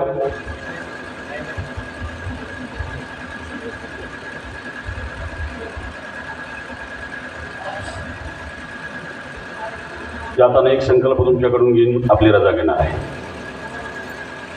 काय नाटकाची प्रॅक्टिस आहे का सर? त्यांना शांत राहा म्हणा थोडं. एक अपेक्षा दोन्ही बाजूने करतोय. म्हणजे आई वडिलांनी तुम्हाला इथे का टाकलंय याचं पहिलं आत्मभान असलं पाहिजे. का, कशासाठी? ते आत्मभान विसरलात तर मार्ग तुटतो. एक लक्षात घ्या, ज्या महापुरुषांच्या नावानं आम्ही गोडवे गातो, छत्रपती शिवाजी महाराज का मोठे, आई वडिलांचं आज्ञा पालन केलं, कधीही शब्द मोडला नाही. एक उदाहरण देईल मी. जेजुरीला गेला असाल खंडोबाला, शिवाजी महाराज आणि शहाजीराजांचं शिल्प आहे. दुर्दैवानं बापलेकाची शेवटची भेट आहे 1662. पण जेव्हा बंगळुरातनं महाबली शहाजीराजे महाराष्ट्रात येत आहेत एवढी कल्पना आल्याबरोबर केवढा आनंद शिवबाराजांना झाला. जेजुरी नगरी सजवली आहे पित्याच्या आगमनासाठी, स्वागतासाठी. वर्णन आहे बखरीमध्ये. सगळी तोरणं लागली, तांब्याची तोरणं लागली, घराघरावरती कुमकुम केशराचे सडे मारिले, गुड्या उभ्या केल्या, तोफा, नौबती, तुताऱ्या वडिलांच्या स्वागतासाठी. आणि आस लागली हे घोडेस्वार कधी येतोय. तो झेंडेवाला घोडेस्वार आला आणि वर्दी दिली, महाबली शहाजीराजे येत आहेत, वेशीपर्यंत आहे. ऐकल्याबरोबर वर्णन आहे, शिवबा राजा लगबगीनं धावला वडिलांच्या सन्मानासाठी कृतज्ञतेनी. आणि पालखी येताना दिसली, भोयांची पालखी. 4 भोयांनी पालखीला खांदा दिला होता. शिवबा राजा धावला, एका भोयाला बाजूला सारलं आणि आपल्या खांद्यावरती विद्याची पालखी घेऊन तो पुढं पुढं जात होता. जेजुरीकर बघत होते. एका बखरकाराने वर्णन केलेलं आहे की शहाजी राजांचे जोडे हातात घेऊन शिवबा राजा पुढं पुढं चालत होता. जेजुरीकर बघत होता. अरे वडिलांची कृतज्ञता प्रकट करावी ती शिवबा राजांसारखी करावी. तुम्ही तुथा बाप कसाही असेल, अडाणी असेल, अशिक्षित असेल, फाटक्या वस्त्राचा असेल. मी DHB सोनी कॉलेजमध्ये गेलो होतो परवा. शीतल जाधव नावाची मुलगी, तिला पहिलं बक्षीस मिळालं आणि व्यासपीठावरती आपल्या खेड्यातल्या अडाणी बापाला घेऊन ती आली आणि मी व्याख्यानात बोललो. माझ्यासाठी सर्वात महत्वाचा प्रसंग हा होता. आपल्या अडाणी बापाला घेऊन ती पोरगी व्यासपीठावरती आली. बाप असतो तो कसाही असो, सन्मान करायचं शिका. असेल तो अडाणी, नसतील त्याचे वस्त्र पेहराव तुमच्या पद्धतीनं. अरे पण तुम्हाला त्यांनी ज्या पद्धतीनं शिकवलंय ना, हलाखीच्या परिस्थितीमध्ये स्वतःच्या पोटाला चिमटा घेऊन जेव्हा तुम्ही गणवेश मागितला, क्लासेसला पैसे मागितले, त्या बापाने स्वतः कॉम्प्रोमाइज केलं आणि तुमचे लाड केलेत. लक्षात घ्या. आणि तुमच्या अवस्थेमध्ये तुम्ही जेव्हा जेव्हा एखादी कॅडबरी मागितली, तुम्ही लहान असताना, बाळ असताना, तुमच्या बापाकडे तेव्हा 10-20 रुपये होते, पण स्वतः कॉम्प्रोमाइज करून लेकराच्या चेहऱ्यावरती आनंद फुलवा म्हणून ती कॅडबरी आणून देणारा बाप जेव्हा म्हातारा होतो ना, त्याच्या हार्टच्या आणि बीपीची औषधं आणि शुगरची औषधं, एखादं पाकिट संपलं म्हणून पोराला सांगतो अरे गोळी आण, आणि तेव्हा पोरगा बोलतो ना 2 दिवस नाही आले तर मरणार आहेत का म्हणून, तिथे बाप कोसळतो. लक्षात घ्या. बाप असतो. म्हातारा माणूस घरामध्ये असेल त्याचा अपमान कधी करू नका. शिवचरित्र आम्हाला असं शिकवत नाही. सन्मान करायची शिकवण. आणि राजमाता जिजाऊ साहेबांनी ते केवढा त्याग हो. महाराज 18,306 दिवस जगले. बालपणाचे 4,000 दिवस वजा करून टाका. त्या माऊलींनी सांगावं आणि छत्रपतींनी ऐकावा. जिजाऊ साहेब सर्वस्व आहे. एक स्वप्न बघितलं होतं, माझा पुत्र सिंहासनाधीश्वर व्हावा, छत्रपती व्हावा, राजा व्हावा. ते केवळ सुख उपभोग घेण्यासाठी नाही, वैभव संपन्न जगण्यासाठी नाही, तर रयतेच्या कल्याणासाठी, सामान्य रयतेला गुलामगिरीमधून मुक्त करण्यासाठी, शेतकऱ्याच्या कल्याणासाठी माझा पुत्र सिंहासनाधीश्वर व्हावा, राज्यकर्ता व्हावा. एवढं स्वप्न बघत त्या माऊलीने बघितलं होतं. आणि पुत्रांनी अखंड परिश्रम करून ते स्वप्न पूर्ण करून दाखवलं. गागा भट्ट आले काशीवर, किल्ले रायगडावरती 10,000 पाहुण्या रावळ्यांची गर्दी झाली. इंग्रज आले, डच आले, पोर्तुगीज आले, फ्रेंच आले, सगळे आले. आनंद सह्याद्रीला झाला, आनंद जिजाऊ साहेबांना झाला, आनंद रयतेला झाला, आनंद महाराष्ट्राला झाला. आमची भूमी, आमचा समुद्र, आमचा आकाश, आमचं चलन, आमचा ध्वज सार्वभौम झालो. आम्ही गुलामगिरीतून मुक्त झालो. केवढा आनंद. दररोज विधी चालू होते. 21 मे पासून विधीला प्रारंभ झाला. गागा भट्ट रोज विधी करत होते. कधी मौंजबंधन, कधी समंत्रक विवाह, तर कधी तुलादान. एका पारड्यात महाराज बसायचे, दुसऱ्या पारड्यामध्ये वस्तूंचे दान धर्म चालायचे. 10,000 पाहुण्या रावळ्यांची गर्दी. रात्र आणि दिवस समजेन असं झालं. रात्री मशालीच्या प्रकाशामध्ये रायगड असा तेजाळत होता. देवदेवतांनाही हेवा वाटावा, पृथ्वीवरती कोणता महोत्सव सुरू आहे म्हणून. अरे केवढा विलक्षण आनंद. आदल्या दिवशी पूर्व संध्येला म्हणजे दिनांक 5 जून 1674 पहाटे म्हणजे ज्येष्ठ शुद्ध त्रयोदशी शनिवार शके 1596 आनंदराम संवत्सर ह्याच शुभमुहूर्तावरती गागा भट्ट छत्रपतींना अभिषिक्त राजे करणार होते वेदमंत्रोच्चारामध्ये. आणि पूर्व संध्येला सगळे विधी झाले. थकली भागली जिजाऊ बसली हो. खरं म्हणजे त्या राज्याभिषेकानंतर 12व्या दिवशी जिजाऊ साहेबांचं निधन झालं. कधी कधी वाटायला लागतं की लाडक्या शिवबाचा सगळ्यात आनंदाचा प्रसंग बघण्यासाठी नियतीनं जिवंत ठेवलं की काय. लाडक्या शिवबाचा सुखद उत्कट आनंदाचा आणि सुखाचा प्रसंग डोळ्यामध्ये मावून घेण्यासाठी, सामावून घेण्यासाठी ती माऊली प्राण सुद्धा रोखून धरली की काय असं वाटायला लागतं. अवघ्या 12 दिवसानंतर जिजाऊ साहेबांचं निधन झालेलं आहे. ती आऊ दररोज विधी बघते लेकराची. दुसऱ्या दिवशी म्हणजे पहाटे दिनांक 6 जूनला सगळ्यात मोठा राज्याभिषेकाचा विधी होणार. 5 जून पूर्व संध्येला सगळे विधी होऊन राजमाता जिजाऊ साहेब प्रासादामध्ये बसली थकलून. आणि अचानकपणे शिवबा राजांचं आगमन झालं. आश्चर्य वाटलं जिजाऊ साहेबांना. शिवबा अचानक का झाला? शिवबा, अरे तो लाडका शिवबा लगबगीने आला आणि आईच्या पायाजवळ बसला. बाबांनो, तुम्हाला IAS व्हा, IPS व्हा, MBBS व्हा, IES व्हा, इंजिनियर व्हा, आमदार व्हा, खासदार व्हा, मिनिस्टर व्हा, मोठं होण्यासाठी आकाश आहे तुम्हाला. पण आयुष्यात छोटं होण्यासाठी एकच जागा आहे, ती आईचं चरण. तिथे मात्र कायमस्वरूपी तुम्ही तुमचे आईचे लाडकेच असता आणि बाळच असता. आपला राजा जिजाऊ साहेबांच्या चरणाजवळ बसला आणि आपसूक एक हात जिजाऊच्या गुडघ्यावरती ठेवला. माय लेकराची नजरेला नजर भिडली आणि दोघांच्या डोळ्यामधनं आसमानचा अभिषेक व्हायला लागला. निशब्द माय लेकरांचा संवाद किल्ले रायगडाने अनुभवला. जणू आपला राजा सांगत असेल जिजाऊला, निशब्द आसमानची भाषा स्वर्ण करत होती. जणू लाडका शिवबा आपल्या आऊंना सांगत असेल, डोळ्यात बघून बघ आहो, त्या लाल महालाच्या खिडकीतून कौतुकाने बघायचीस. मी लुटूपुटीच्या लढाया करायचो, तानाजी मालुसरे, येसाजी कंक, बहिर्जी नायकांच्या बरोबर. केवढा आनंद व्हायचा, केवढं कौतुक वाटायचं. मी दगडमातीचे किल्ले करायचो, केवढ्या लाडाने आणि कौतुकाने त्या खिडकीतनं बघायचीस लाल महालच्या बघाऊ. त्या दगडमातीच्या किल्ल्याचं रूपांतरण राजगड रायगड सारख्या 240 किल्ल्यात करून दाखवलं ना मी. अगं आऊ, त्या किल्ले पन्हाळ्याच्या वेढ्यात सापडलो. सोबत 4 महिने झाले, कासावीस झालेस. आईचं वात्सल्य उफाळून आलं आणि मला सोडवायला घोड्यावरती स्वार होऊन रणरागिणी रणचंडिकेच्या पेहरावात तू निघालीस. केवढं शौर्य तुझं.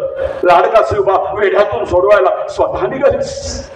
नेताजी पालकराला शपथ घातली म्हणून तू थांबलीस, पण तू जेवढी कासावीस किल्ले पन्हाळ्याच्या वेड्यात सापडलो तेव्हा झाली नव्हतीस, त्याच्यापेक्षा जास्त कासावीस औरंग्याच्या आग्र्याच्या कैदेत सापडल्यानंतर झालीस. विजवंत परत येईल की नाही याची शाश्वती तुला नव्हती. आई भवानीच्या मोहर माझ्यासाठी आसमानचा अभिषेक तू कित्येक वेळा व्हायला असशील. अगाऊ, उद्याही अभिषेक होणार आहे, पण सप्तगंगांच्या उदकामध्ये उद्या गगाभट्ट अभिषेक करणार आहे. करून दाखवलं ना ग तुझं स्वप्न पूर्ण. अगाऊ, संस्कार करत असताना रामायण महाभारत श्रीकृष्णाच्या कथा मांडीवरती बसून तू सांगितल्यास.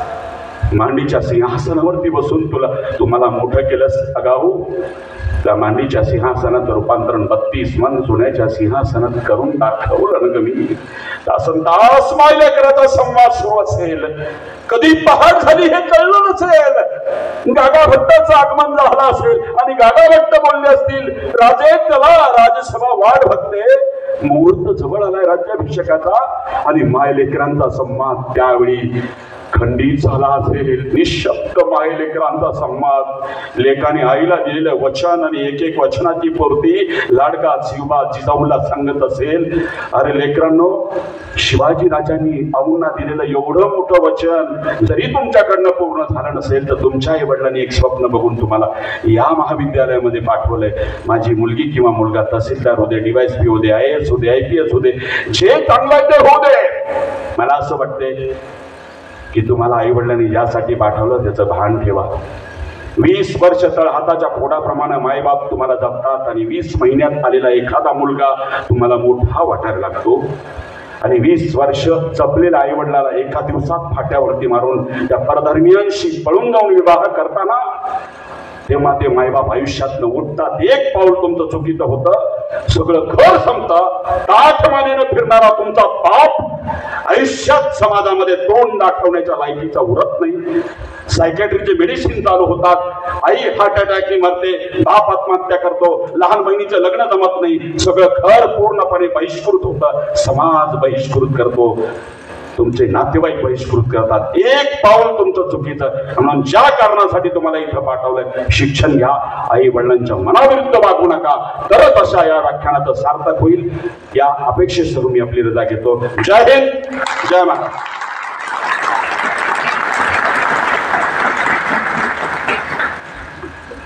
मनपूर्वक धन्यवाद सर. आपण आम्हाला शिवसृष्टीत घेऊन गेलात. कर्म तेरा अच्छा है तो किस्मत तेरी दासी है, दिल अगर तेरा साफ है तो घर में मथुरा काशी है. आई वडिलांचे चरण हेच मथुरा काशी आहेत. आणि शिवाजी महाराजांनी जिजाऊंच्या चरणी बसले आणि प्रत्यक्ष हे दृश्य आमच्या समोर आपण उभा केलात. मनपूर्वक धन्यवाद देतो. आजच्या या कार्यक्रमाचे अध्यक्ष रामचंद्रदादा आलुरे या वार्षिक स्नेहसंमेलनाच्या उद्घाटन प्रसंगी उपस्थित राहिले महाविद्यालयाचे प्राचार्य डॉक्टर उमाकांत जरचेट्टी सरांना मी विनंती करतो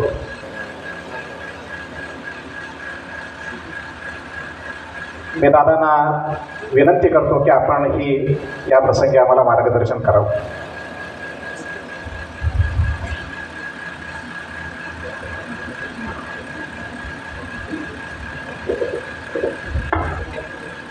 आज आपण या ठिकाणी या प्रांगणामध्ये महाविद्यालयीन स्नेहसंमेलनाकरता एकत्रित जमलो. प्रथमतः गुरुजींच्या मध्ये विनम्र अभिवादन. मी सुरुवातीलाच डॉक्टर शिवरत्न शेट्टे सरांचं दिलगिरी व्यक्त करतो, कारण त्यांनी म्हणाले की मला आतमध्ये यजागर करत असते बोलताना.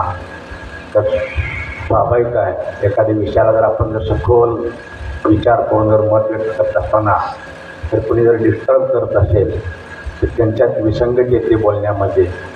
परंतु मी कधीच वेळ चुकत नाही, नेहमीकरता कार्यक्रमाला वेळेवरच असतो. पण एक दुःखद घटना परवाची घडली. बाची दुःख निधन झालं.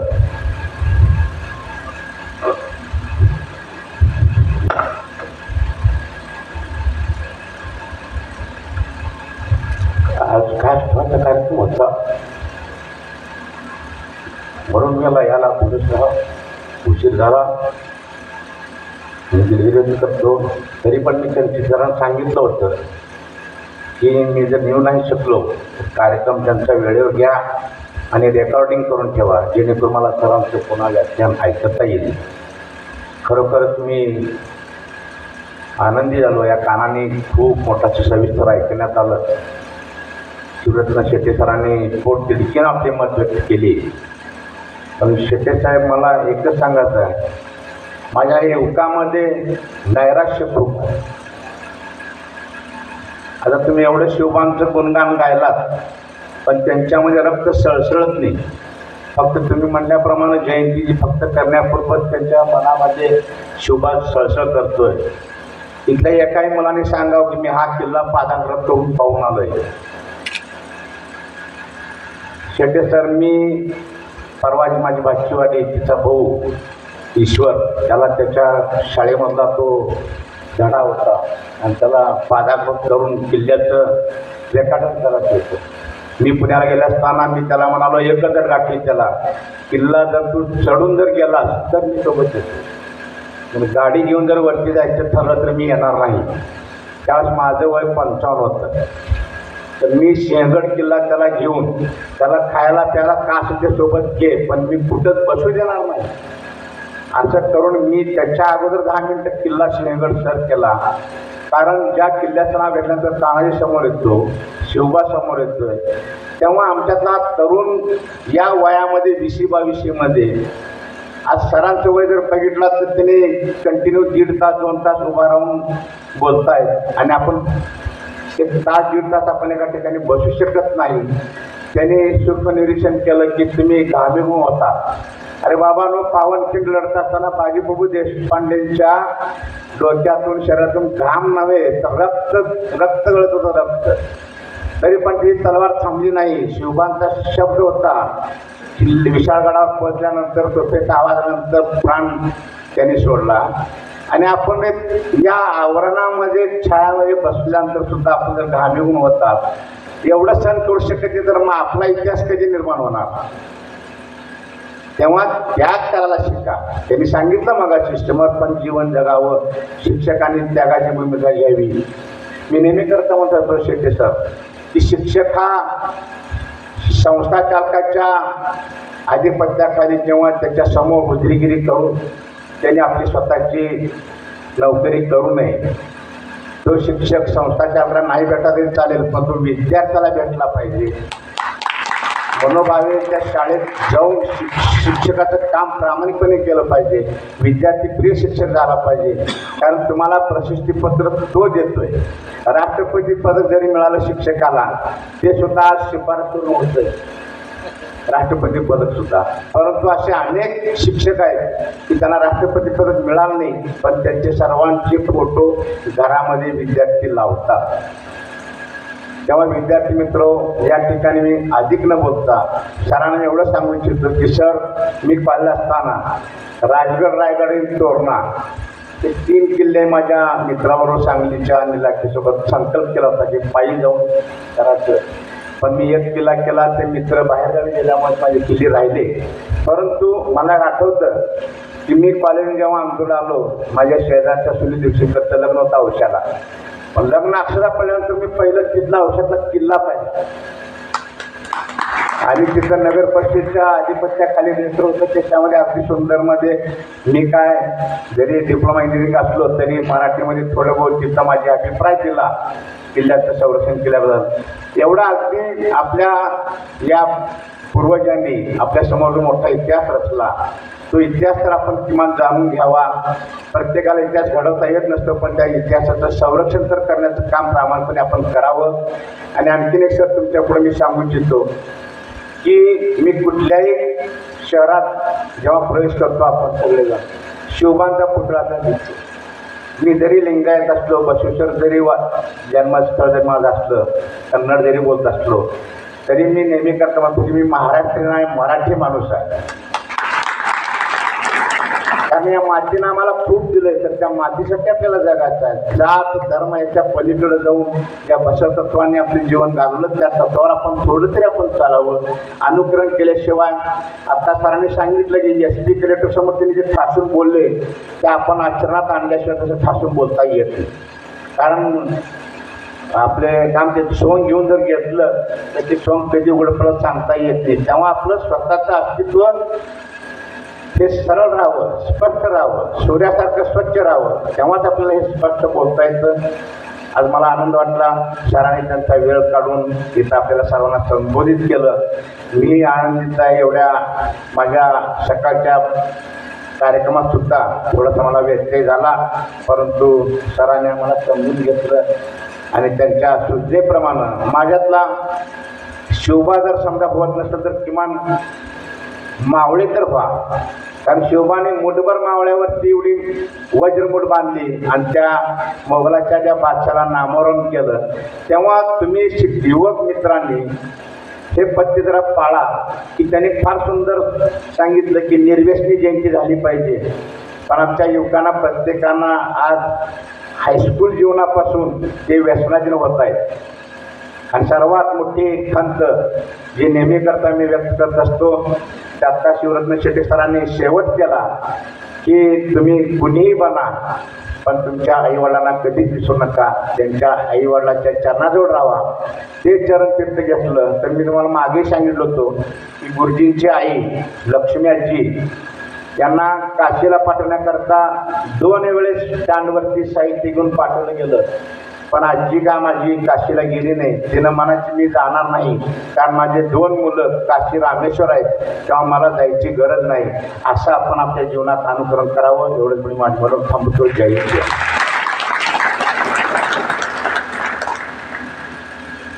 धन्यवाद दादा. माता आणि मातृभूमीच्या हितासाठी अभिमानाने धावू, कणकण मातीचा खामाने भिजवू, बीज विकासाचे अंगी रुजवू, प्रेम आणि प्रगतीचा मार्ग जगा दाखवू, हा संकल्प दादाने निश्चितच केलेला आहे. अगदी थोडक्यात आपण आपले विचार व्यक्त केलात, मनपूर्वक धन्यवाद. यानंतर शेवटी आभार मानण्यासाठी मी डॉक्टर राजशेखर नाडगे सरांना आमंत्रित करतो.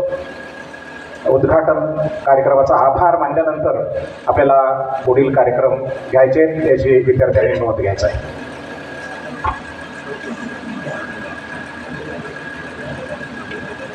आपल्या या 2 दिवसाच्या स्नेहसंमेलन उद्घाटन समारंभासाठी आपल्या सर्वांच्या विनंतीला मान देऊन या ठिकाणी आपल्या समोर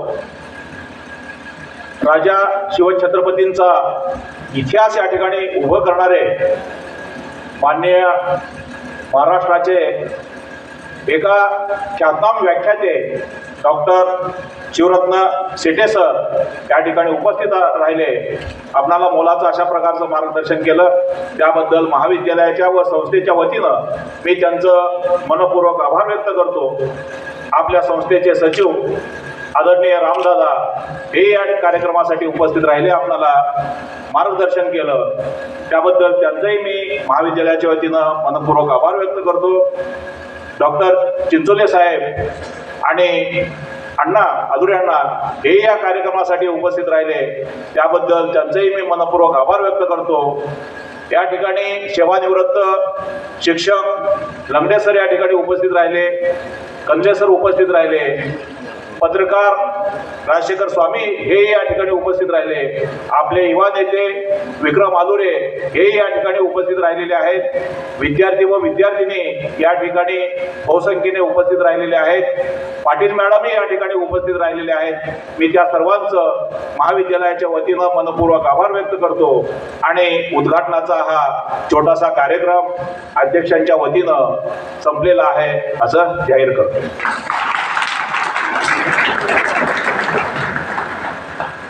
यानंतर पुढील जे नियोजित कार्यक्रम आहेत कार्यक्रम पत्रिकेप्रमाणे ते होतील. 10 मिनिटांनंतर पुढचा कार्यक्रम या ठिकाणी सुरुवात होणार आहे.